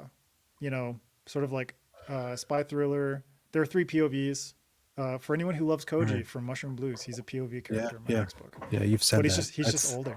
I do. I He's a do love gruff, grumpy Koji. boy. But so it's like there's like the Yeah. noir sort of detective element from his side. Then there's Mm-hmm, the mm-hmm. gangster tattoo artist that I mentioned earlier, Oh, and right. then Right. there's Right. a corporate spy who's basically trying to like infiltrate this this corporation and steal their IP. And so it's like Okay. those three POVs intermingling Right. Right. and shit just going Now, awry. were those three POVs in the original version, or is Yes. this Yep. substantially similar to what it was? The Yeah. all three POVs are still the same. Okay. Okay. Okay. Because I just love each of them so much, but the process of writing my first draft was Yeah. exhausting. So I was like, Yeah. God Yeah. damn it, it was rough, man. But Yeah. Oh no, it took me 7 years, I think, after my first book to write the next book, and then yeah, so no, I hear you. I hear you. Um, um, that's I had a follow up question, but now I don't remember what it was. Um, any qualms or hesitations about writing a female main character? I know you just did an interview and a long discussion and a masterclass about writing female. I think with Stephen Arian, right? Writing yeah, female like writing the characters. opposite gender. Yeah. Yeah, opposite gender. That's my point, right? That you're not a female. And did you seek out like sensitivity readers? Did you seek out like specifically a beta testers that you sought out to say, check my work here? Is this woman main character okay? Was there any of that, or were you just like, I can do this? I did have like a fair degree of confidence, but MJ and Crystal Matar Oh, helped me out a lot. oh, okay, Can it be okay. Myco Leather, Kenneth? Can we do that? A Myco Leather special edition. Michael Leather, sure. Is that an actual thing, or is that just made up for the book? No, you They can make make leather leather. out of mushrooms. You can make leather. Okay, You can make chairs out of I don't know. mushroom. You can make bricks. You can make hats. You Okay, can make clothing. Yeah, yeah. okay, A lot of okay. like the Good to stuff know. that's in Mushroom Blues is based in actual stuff that can happen. Oh Um, yeah. I also yeah, wrote a book focused on another culture because I love it, just because I love it for no other reason. That is true. I forget about that. yeah. Yeah, But MJ yeah. and Crystal were very helpful in terms of Yes, rooting yes, that yes. experience more deeply in like the feminine perspective. That's sweet. I didn't do that at all. I probably should have. I wrote a whole book of female main character, and I'm reading this question. I'm like, it's an interesting question. I should have asked this of Should have myself, and asked myself. I totally didn't do that. Oh, I know what I wanted to ask you, but because you said something that really struck me. So you said you were really influenced by the new weird. Do you Mm. think of mushroom? Because I don't. But do you think of Mushroom Blues as a weird, in terms of genre, as a weird book? I'm not getting political here. It's part of the mix. Interesting. Yeah, Now I'm gonna have to really think hard about why I don't think it's a weird book, yeah. Because because for it's me, gonna it's take like me a while to. obviously there's like a lot of it that's rooted in the familiarity of police procedural and detective fiction and murder mysteries and stuff like that. There's like elements of urban fantasy, um, but and there's also like aspects of horror and body horror and stuff like that Yes, appear there's throughout. absolutely. But yeah, new weird for me. The thing is, like, the new weird genre is so fluid to begin with. Um, but I didn't want to attach myself to it. Uh, just because I feel like for a long time, like even with authors like Jeff Vandermeer and China Mieville, it feels much more nebulous from like a marketing perspective, and it feels more like readers have attached to the new weird thing as opposed to publishers and booksellers and all of those folks. So for me, it's like it's very much inspired by a lot of new weird stuff, Yes, but I wouldn't outright say like this is a quintessential new weird book. it's not, because it's too internally consistent and it's too deterministic. Like your world building follows too clearly from a couple of core principles Yeah, to really be weird. It's just not yeah. that weird. Like you have, There's a lack it's of strange. serialism. That's the thing. That's what I'm Yeah, thinking of, because I've read Mieville and I like him on one level, but the weird stuff bothers me. I don't resonate with it, and I have the same feeling with Vandermeer. And I yeah, didn't get that dissonance from Mushroom Blues, right. because it's not that weird. It's like, okay, you're postulating this sort of divergence, right? Where there's these mushroom people, right? These people are mushroom. That's clearly not our world, but it follows. It's in a very sort of lockstep way from that. So Yeah, Yeah. So I don't think of it. Okay. Interesting. Interesting. What genre would you go? So what genre did I lose you? No, I just muted myself. Oh, you muted yourself. Okay, Yeah. okay. It sounded really weird in my headphones. I'm not used, There's still like not no used to the background setup. I'm like, music oh noise. God, what died? What happened? Yeah, all of a sudden I had no background hum. Okay, so here's my specific question. So you've talked about this as genre mix, and you've talked about a bunch of the genres you think, but more specifically, like, so there's a lot of, I don't want to give too many spoilers, but I'll give a little spoiler. There's a lot of like abilities and stuff that happens with the mushroom people that is not based on human physiology. Do Mhm. you think of, is it magic? Is it just an alternative biology that you think is still grounded roughly in real physics? How do you explain the mushroom, or do you not explain the mushroom stuff? I was really curious if it was Yeah. magic. And if it was magic, is there like an equivalent non-mushroom magic in your world? Or do you just not want to, like, you don't have to tell me. you No, know? I think that honestly, like that, the fungal sort of like magic system is probably the main reason that I submitted the book for SPFBO. Like that is the most fantasy aspect of the book, I Right. think, which is Right. why some people would Yes. probably qualify it as like urban fantasy. Um, Sure. but for me, it's like the fungal people and like their abilities and everything that they do. It's never really been my goal to like fully understand how it Ah. works. Like I'm not I'm Okay. not like I'm not like Brandon Sanderson where I'm super deep into hard Okay. magic systems and need to have Sure. everything.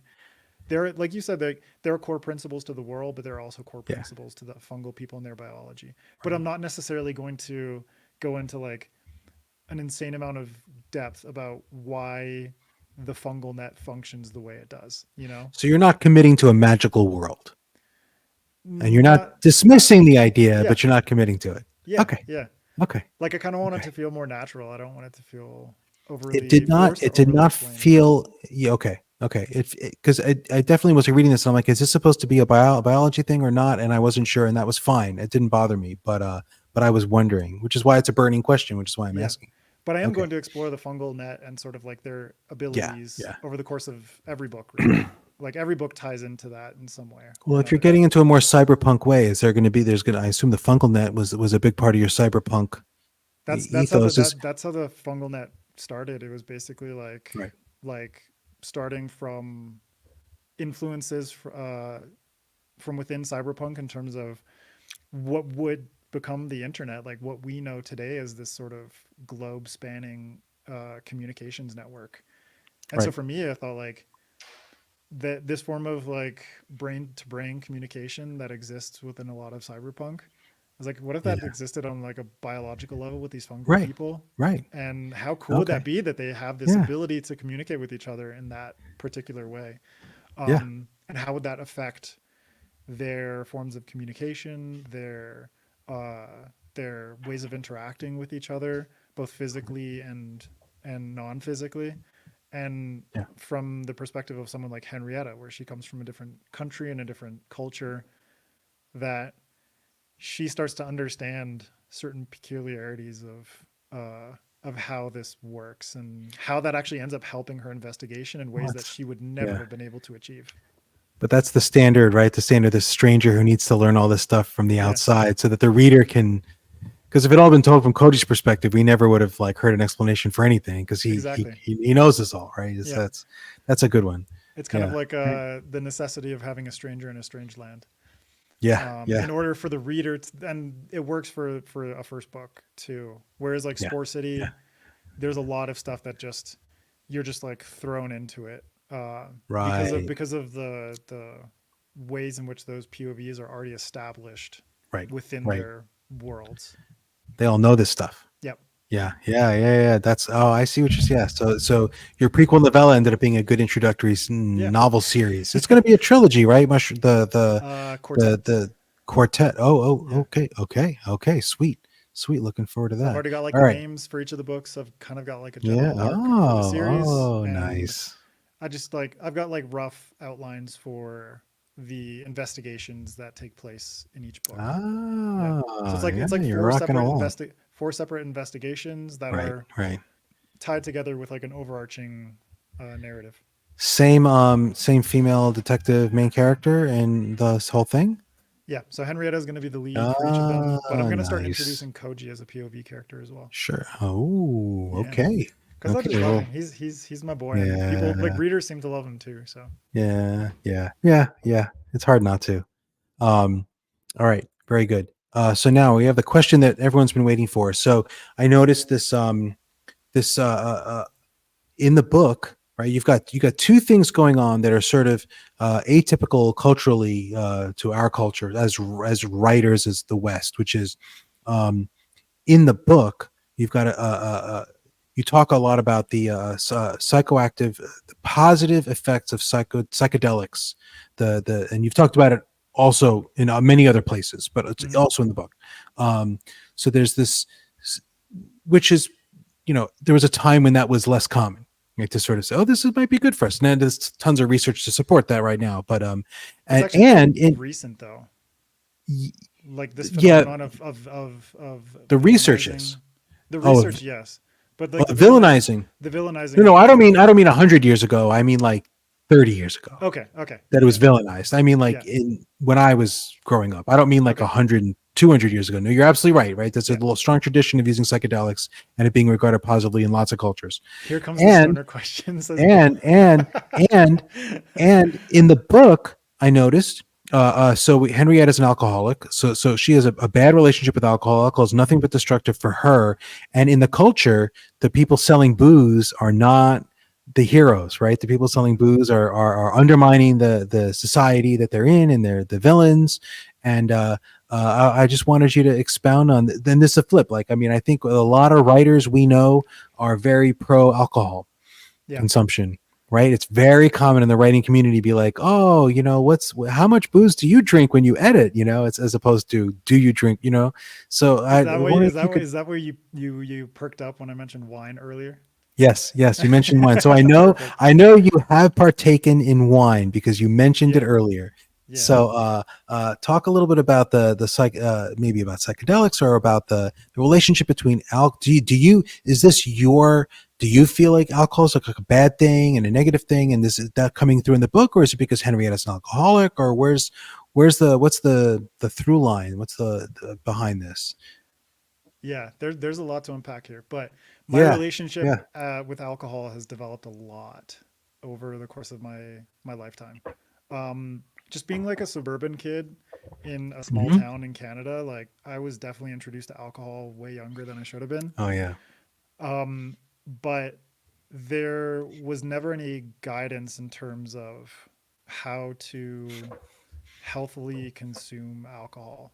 Um, just like I my wife and I actually spend a lot of time just like listening to podcasts about health, about nutrition, and things like that. Especially now that we have kids, we spend a lot of time thinking about the food that we consume, the food that we give them, all that kind of stuff. And the effects of alcohol are pretty substantial on the human body, even if it's just like a single glass every single day. You know what I mean? Joe just like side eyeing his his glass, Push my but glass of beer away. yeah, but it took a long time for me to develop a healthy relationship with alcohol. Okay. And by the time I got there, I wasn't really interested in like indulging in it anymore. So I'm kind of looking at like Worldcon when I go next week, and so many people, it's like we're gonna go to the bar, and like I'll see you at the bar, and we're gonna talk over drink, blah blah. And I'm like, No one cares if you're drinking like a Diet Coke or a water yeah, at the bar. No one, exactly, I promise exactly, you, no one yeah. cares. I There's spend the there's entire cons at the bar, yeah, and I'll drink, but no one's going to be like, Adrian, why aren't you? right, It's not exactly. going to happen. And Yeah. I'll wake up the next day feeling fresh while everyone's like, "Ugh." Yeah. So my relationship with alcohol has developed a lot over the course of my life, Okay. and it's Okay. not necessarily that I abhor alcohol in any Okay. particular way. It's kind of like just my personal relationship with it, because I realized not that it made me a bad person. Like I was a very like jovial, goofy drunk, but I would get into that stage where I didn't know my limits, and so I would drink too much. Like I would pass out and like not know what the fuck happened the night before. never anything like terrible really happened, but like, you Yeah. know, I like sprained an ankle once while like doing something, not remembering what the fuck happened the next day. I was clearly having fun Yeah, and I don't yeah, remember it. So what's the clearly having point? fun. And then I wake up the next day and my ankle is like swollen and red. And I'm like, what is going on? Ankle So, sprain, you got a hickey. You're like, oh, something good happened, but I don't know what it was. No. so there is a lot of in Henrietta's character. There is a lot of my personal experience with the ways Okay. in which, obviously, like I was never an alcoholic, but I was like an unhealthy binge drinker, Okay. that kind of thing. But it's like I infuse a lot of my experiences into her being sort of like a recovering alcoholic, but also the ways in which psychedelics really changed my life over the course of my 20s and opened my eyes to the ways in which certain substances can alter your consciousness. Yes, alcohol alters your consciousness, but there are a lot of side effects. A lot of Diet Coke, Pepsi is great. I also don't drink soda, so I'm fucked. Uh, but there are substances out there that can alter your consciousness in ways that have substantial benefits and don't give you the terrible side effects that things like alcohol does. Because alcohol is so integrated and so celebrated in majority of the societies around the world because it's been with us for so long. You know, it's like alcohol is the Yeah. kind of thing that like what came first, bread or booze? You know, like a lot of like that is a debate Yeah. Yeah. amongst Yeah. anthropologists. And the ways in which alcohol has never been demonized. It's only been incorporated. I mean, obviously it can be demonized in a lot of We had ways. a prohibition. Yeah. It's Yeah, was there you go. There demonized a you go. little, demonized a little Prohibition. bit. Yeah. And then everyone You fled to know. Canada or just Yeah. smuggled booze Yeah. from Canada. They So smuggled yeah, booze in. obviously Yeah. there's things like prohibition where there's the demonization of alcohol. But I think like the war on drugs in the 70s, 80s, 90s, even continuing to today, even though it's like very much lessening to It's decriminalization and lessening things like that. slowly.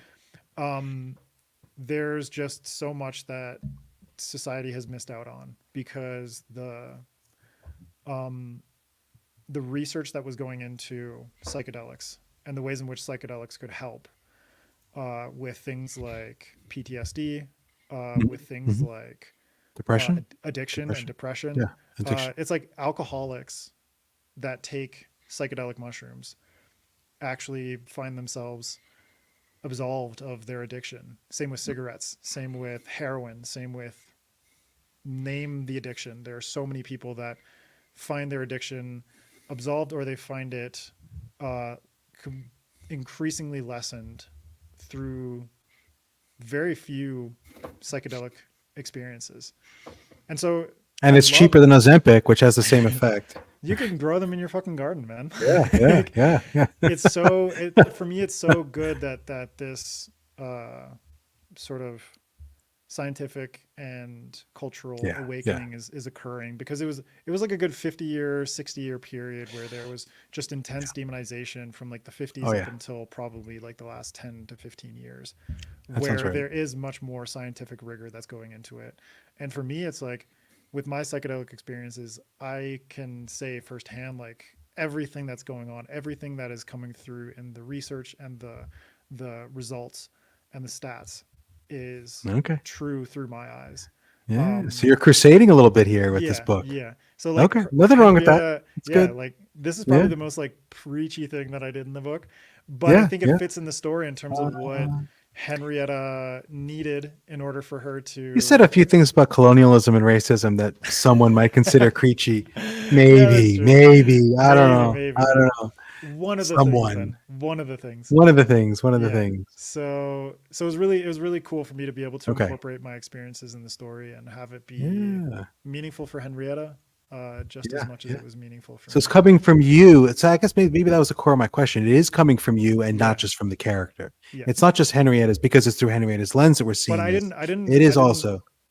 I didn't have that in the first draft. Like that your fruits to get a face It's really punk. Bo just wants me to like smoke a cigarette and just like swig some whiskey or some shit. Yeah. Um, Yeah.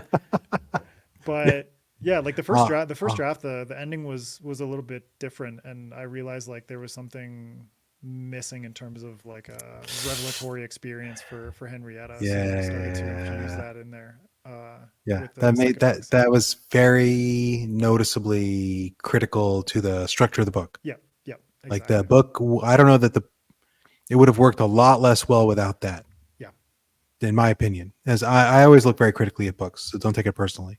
But no, it's okay. I read it. I'm like, okay, it needed that. It was really good. Um, But okay, as a writer, you could pinpoint like that was like a necessity for this story. yeah, yeah, yeah, Yeah. yeah, yeah. No, it worked much better with that than it would have without it.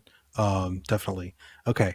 All right. So I got my answer to my question. So Mhm. booze versus shrooms. We know where you stand. Oh, I am That's good. pro shrooms across the More board. booze for me.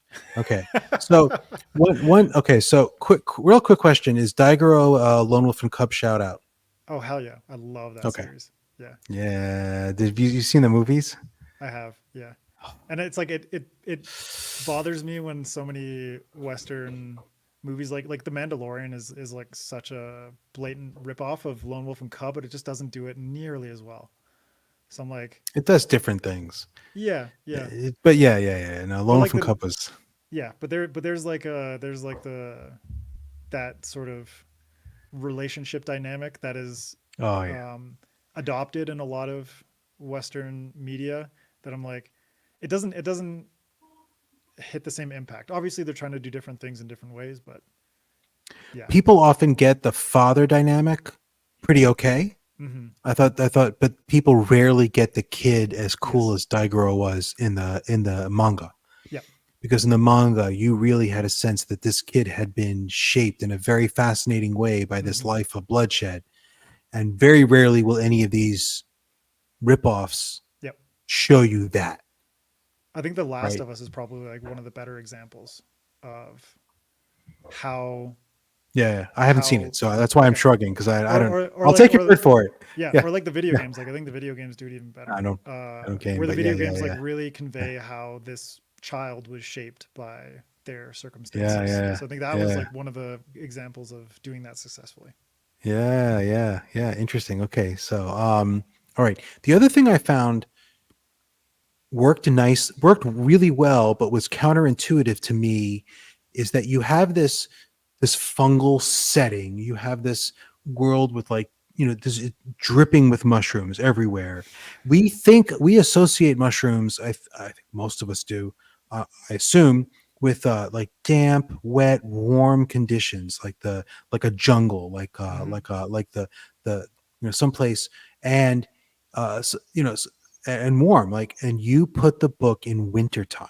Right. Why winter? Like, what was the I'm not saying it's bad. Don't get me wrong. I'm Right. not I liked it, but every time I'm like, it's snowing and there's mushrooms everywhere. That is not an association I make.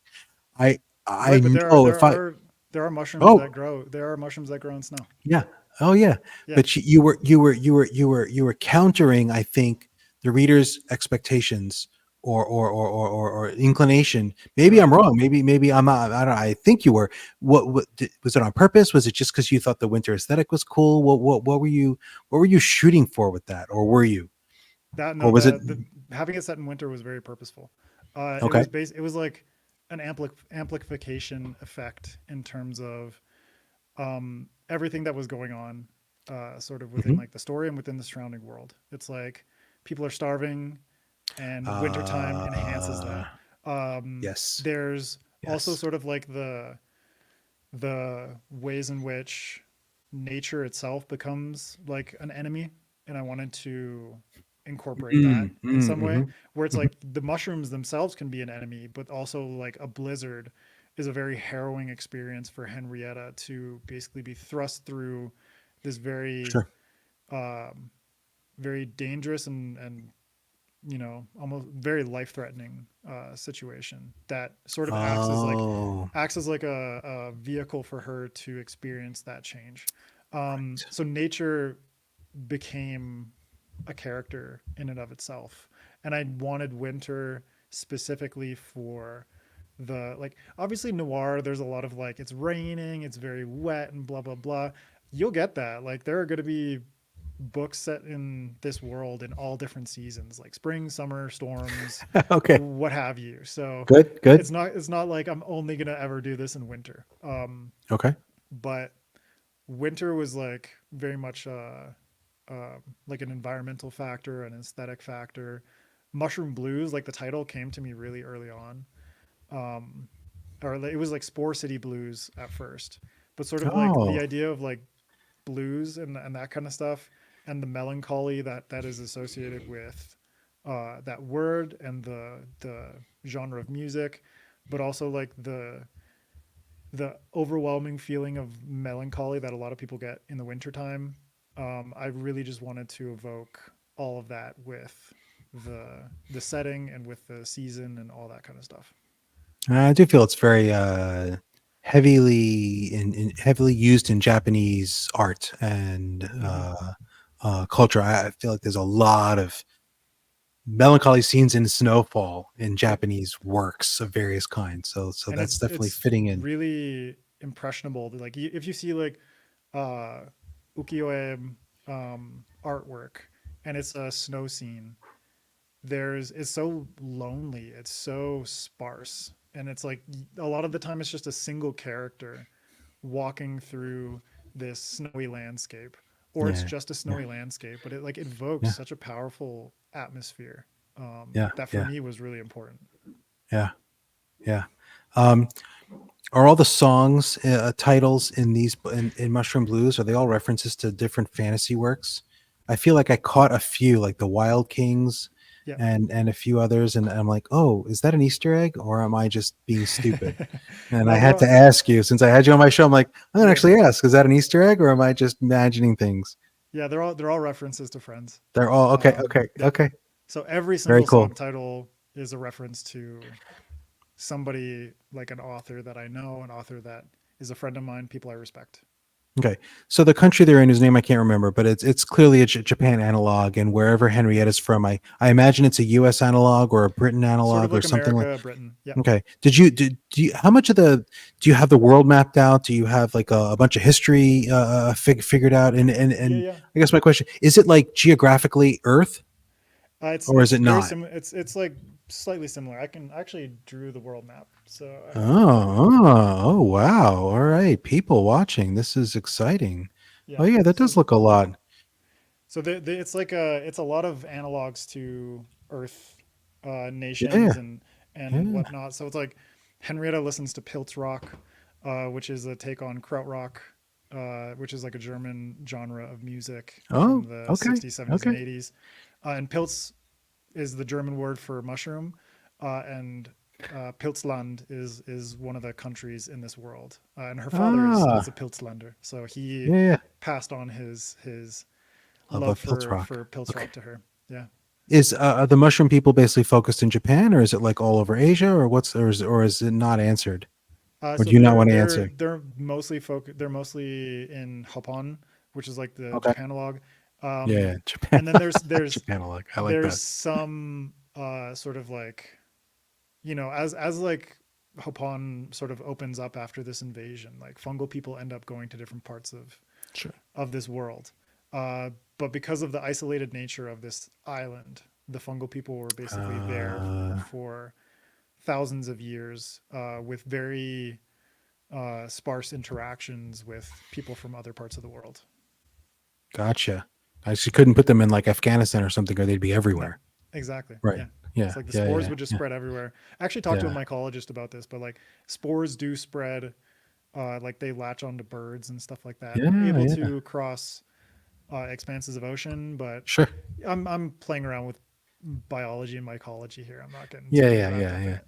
yeah, yeah. I know that works for me. I'm okay with some shortcuts, right? You're Yeah, like, yeah. it's close enough. It's close enough. Yeah, and I twisted Um, things around, like, the fungal people convey emotions through spores. Like I don't want them to walk around the city like fucking people with the spores that they release through their gills and pores and whatnot, because yeah. that is their sexual organ, is like gills and spores. So there Okay. are a lot of things that I did twist around just for the sake of Yeah. storytelling. But Sure. Sure. No, that's great. That's great.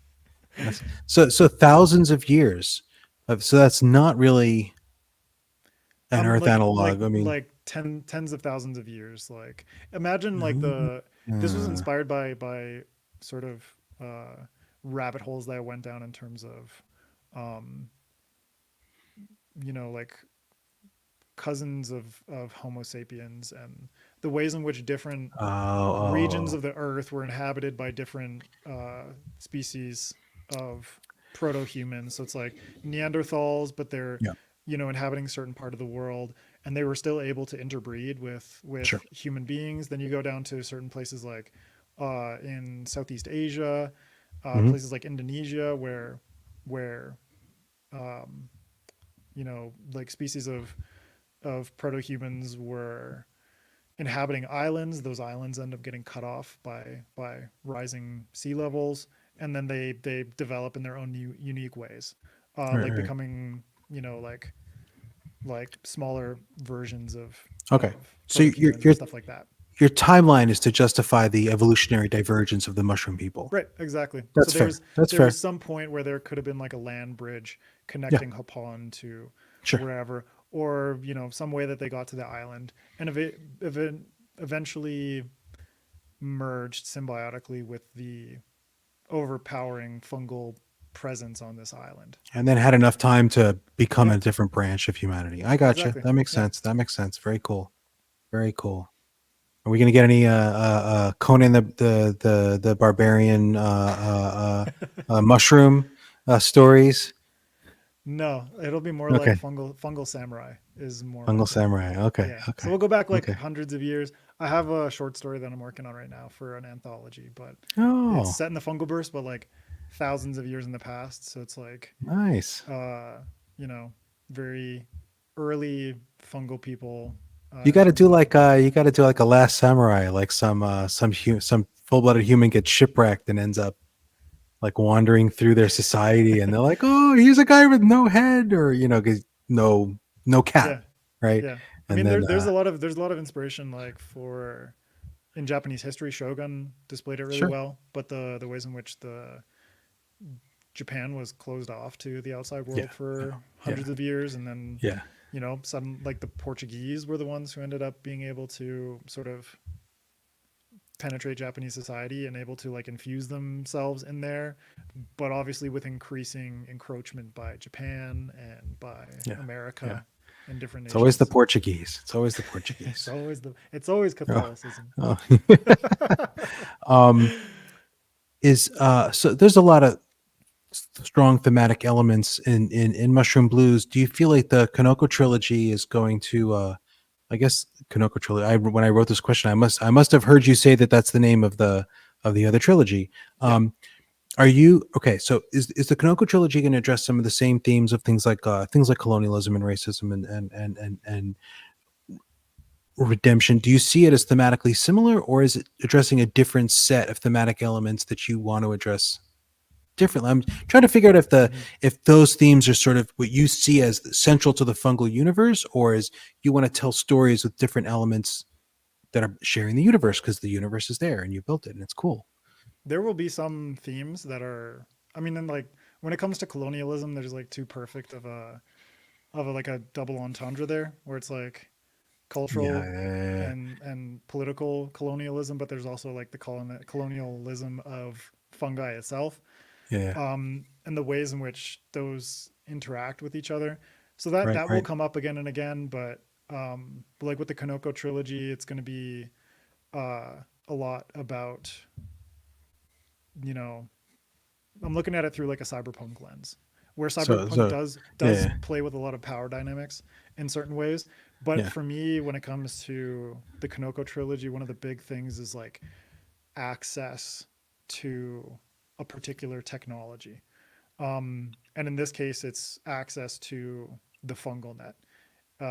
So it's like the ways in which people are able to access technology and how that allows them to navigate the power hierarchies of a particular society, which I think Cyberpunk does really, really well. Um, yeah, and that's why I love things like hacker culture, where yeah, yeah. these like DIY punk ways of subverting these structures and subverting the access to certain technologies and able to use smarts and sort of like much like indie publishing, like an entrepreneurial sort of attitude to be able to utilize the skills and tools at hand in order to affect change on the surrounding world. Hack the planet with mycelium. Absolutely. Yeah. Absolutely. So there are different themes that are going to be playing into each Sure. particular book and each particular series. But Okay. yeah, like revolution is a big thing for me as well. Like I just love a good revolution, man. So I think there are things that will crop up again, but taken from a different angle and explored in different ways, Yeah. and then new things that will be appearing across the board. Now, are we, you don't have to answer this, but are we going to see a more advanced technology, like non-fungal technology? Are we going to see something more like what we have today, Mm-hmm. represented from the other parts of the world, like computers and giant robots? And I mean, not giant robots. I think I froze. okay, you froze. Yeah, but this Oh, sometimes happens with StreamYard. It's a bummer. I can jump on Firefox and it'll okay. unfreeze basically. And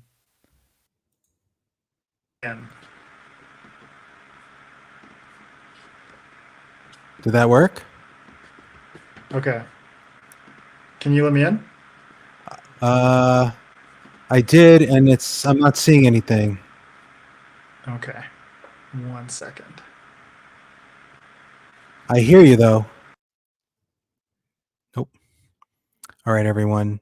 We have lost Adrian, hopefully temporarily. Just hang out. I only have a few more questions for him, but we shall see. We shall see. I hope you've enjoyed this talk. I hope you've enjoyed Adrian. I think I was really excited to. Oh, here we go. You saved me. All right, we good? Yeah, I was just talking shit about you behind your back. Oh, thanks, man. Appreciate it. Yeah. But yeah, so we were talking about theme, I believe. Yes. Yeah. I think that was it. I think we were talking about the thematic, the technology that you were going to see. The technology. Yeah. And yeah. So we, like in Spore City, for instance, it's like there are flying cars and stuff like that. So there is like technological advancement with sort of fungal biology being mixed with human technology in a very like biotech sort of way. Nice. Yeah, Very cool. Very cool. All right. Excited to see that. Okay. And what's the release schedule? Are we going to get Spore City first or more of the Kanoko trilogy? Not the Kanoko. More of the Mushroom Blue, the Hoffman Report first. So it'll be said this before. Yeah, so it'll be Spore City first, and then okay. book 2 in the Hoffman Report, and I'll jump back and forth between those two. Oh, alternating. Nice. Yeah. Very good. Very good. Okay. So those are basically my questions about Mushroom Blues. I have one or two more if you have time. Okay. Yeah, man. All right. So one is you started this podcast as a guy with like, you know, a journalism background, music background, but not really any credentials as an author, or not any credentials as like a SFF guy, and you were doing the podcast, but now you are a successful SFF writer. Do you feel that changes how you approach podcasting or how you think about podcasting? Did you have any sense of imposter syndrome that has dissipated? Or did you never have that? I don't know. Did you not have imposter syndrome before? I'm curious. No, like imposter syndrome's not really. So I think like tattooing broke down any sense of that for me. Like it really just I think that and psychedelics just kind of dissolved my ego in such a way where I didn't really give a shit anymore. That's I find very few other writers who don't suffer from imposter syndrome, and I'm fascinated by it because it seems so ubiquitous. People are like, we all have it, and I'm like, no, we don't all have it, right? Like that's not fair. But but But I just figure I'm an asshole, which is why I don't have it. So when I find other people who don't have it, I'm like, okay, I'm curious. So you feel, I guess when someone's paying you to ink permanent things onto their flesh, you got to have some confidence to do that. Yeah, I mean, dude, honestly, like the permanence of tattoos really made me realize like that was probably the most extreme uh art form that I could have gotten involved Yeah, in. yeah. I mean, I don't know if I could write a book if I thought that every time I typed a word, it was done. Exactly, yeah, or Right? that it's Like, like that's it existed on forever. someone else's skin. I think I'd be paralyzed. I think I wouldn't get the first word down. Right. But you can't do that if you're a tattoo artist. You've got to do a line at some point, Yeah. right? You've got to start. That's cool. Okay. All So I think right. that So that really helped me to understand that like words. I mean, once they're published, they're permanent. But you know, they're like really not. like a good read, like a Goodreads review in comparison to like Yeah. a bad tattoo or a good tattoo, that's Yeah. way more of like a difficult spectrum to deal in. Okay. Yeah. Okay. Very cool. Very cool. All right. I think this is my last question. So I saw you talking to Kay, and you said you don't restrict yourself to words for inspiration, not to written words for inspiration. And so I was wondering if there was any non-written media that you said, anything that's influential on you from the recent, some newer stuff that you find influential or important or cool that you want to shout out. Oh man, there's so much. Honestly, like I cycle through author lives too far away to give me a book inspired tattoo. Suck it, 1-star reviews. Um, no man, I cycle through different mediums all the time. So it's like I'm usually reading an ebook, a physical book, a comic, watching, What a comics do you show. read? I'm all over the place. I've recently been reading one called the um what is it? The Department of Truth, I think is what it's called. Let me just double check that. Or the Ministry of Truth. Um, is that it? No, that's from 1984. The Department of Truth. Yeah, so the Department of Truth, and it's kind of like creepily prescient in the way that it's dealing with conspiracy theories and the ways in which ideas manifest in the real Hmm. world. And so it's like, conspiracy theories around like the assassination of JFK or things like UFOs or Mothman or even like the things that are really rooted within the the narrative of a country like America or Yeah. the ways in which America and the Soviet Union were at ideological odds. Thank you. Um, that how so much of that is storytelling. So Ah. and how a lot of like the politics of our age are embedded within narratives that have developed over decades and decades. And so it's really creepy in a lot of ways. Um, that it is commenting a lot on modern culture, but through the lens of governments and sort of like three-letter agencies and conspiracy theory and the Hmm. meaning of words and the meaning of language and story. Yeah, it's crazy. Is this a like an English comic? Is this Yep. a web comic or? No, this is like a published comic. I think the Huh, I missed let it. me see who is published by, if I can Yeah, find tell that. me. But the It's okay if you author don't. the author is James Tinian the Fourth, which sounds very regal. But the Or art fake. style the art style is crazy. Like the art style is really like Ah, unnerving and very surreal. So it adds a ah, lot to the sort of nature of the story that it's trying to tell. okay. Okay, I got a recommendation I have not heard of before. That's pretty cool. Yeah. So Thank you. the Thank you. Image Comics. So it's through Image Comics. Okay. Oh, I know Yeah. Image. All right, very good. I remember when Image was founded. Uh, Crazy. Image is yeah. Image is where I got my primary inspiration from. Invincible is an Image comic.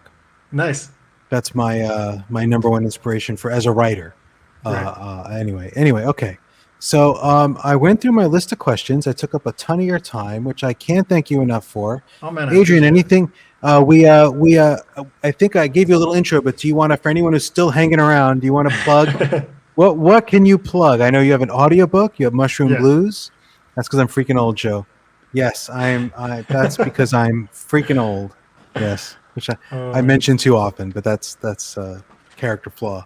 Yeah, All man. right, Adrian, Well, you can go everyone pick should up buy Mushroom Blues. It's in Mushroom Blues. paperback, ebook, hardcover. If you want signed hardcovers, you can go head over to the Broken Binding. Nice, If you're in nice. Glasgow for Worldcon, come find me. I'll be posting my schedule soon. I'm on There three you go. panels, and then I'm also Wow. doing like an author hangout signing kind of thing. So I'll have that all up on my social media. You can find me everywhere, pretty much at Adrian M Gibson across the board. Yeah. But I'm most active Yeah. on Instagram and Twitter. And you can go check out my website, adrianmgibson.com, where I got like updates. I got merch. You can sign up for my newsletter.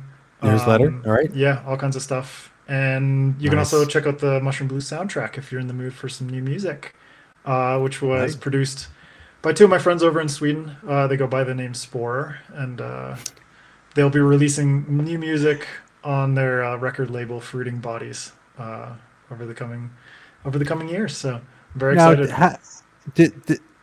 were they separately fascinated by fungi, or was this Yeah. something you got them hooked on? No, no, no. It's like they're Oh, both Swedish, so like it's in their blood. Like their grandmas took them out foraging and stuff like that. So okay. I yeah, had no idea. I've been to yeah. Sweden. I didn't know they were all into fungi. The Okay. actually one half of Spore is the friend that I mentioned earlier, the one Right. that DJ'd while I was tattooing. Oh, Yeah. yes. Nice. Very good. Very good. So And you have a podcast? yeah, you can go check out SFF Addicts, which I co-host with MJ Kuhn. You can check that out every week. We put Very out good. mini master classes, writing master classes with Yes. authors. We also do interviews with them. So if you're in the mood to get to know the author, and then also if you're a writer yourself or you're interested in writing craft, then you can learn more about that. Some really good writing stuff in Thank you. those. Um, have you read Malice and Joe? Yes. Many times. Well, a couple times. I've read some of the books many times. Have you read Malice and Adrian? I have not. No. Oh, okay. Okay, that's a No. thing. All right. Not the discussion for today. I Malazan is a know. deep discussion topic. Yeah, yeah. Yeah. I Oh love man. Malice. I'm an unabashed fan. Anyway, that's not the point. So, Adrian, thank you so much for being here. Thank you, all people who came and checked out the chat. Thank you so much for being here. Anyone else watching on replay? Thank you for watching on replay. I'm going to look at my camera. And this has been Berne-ing Questions. Adrian Gibson answering some Berne-ing questions. And thank you all for watching. I'm super excited about all this. And I'm going to sign off. So take care. And Thank you all. Thank yeah. you, Joe. So, like and subscribe. I never say that. I just remember like and subscribe. I don't know. I don't know if it helps to say it, but whatever. And we'll have more. Thanks. Thank you, Okay. everyone.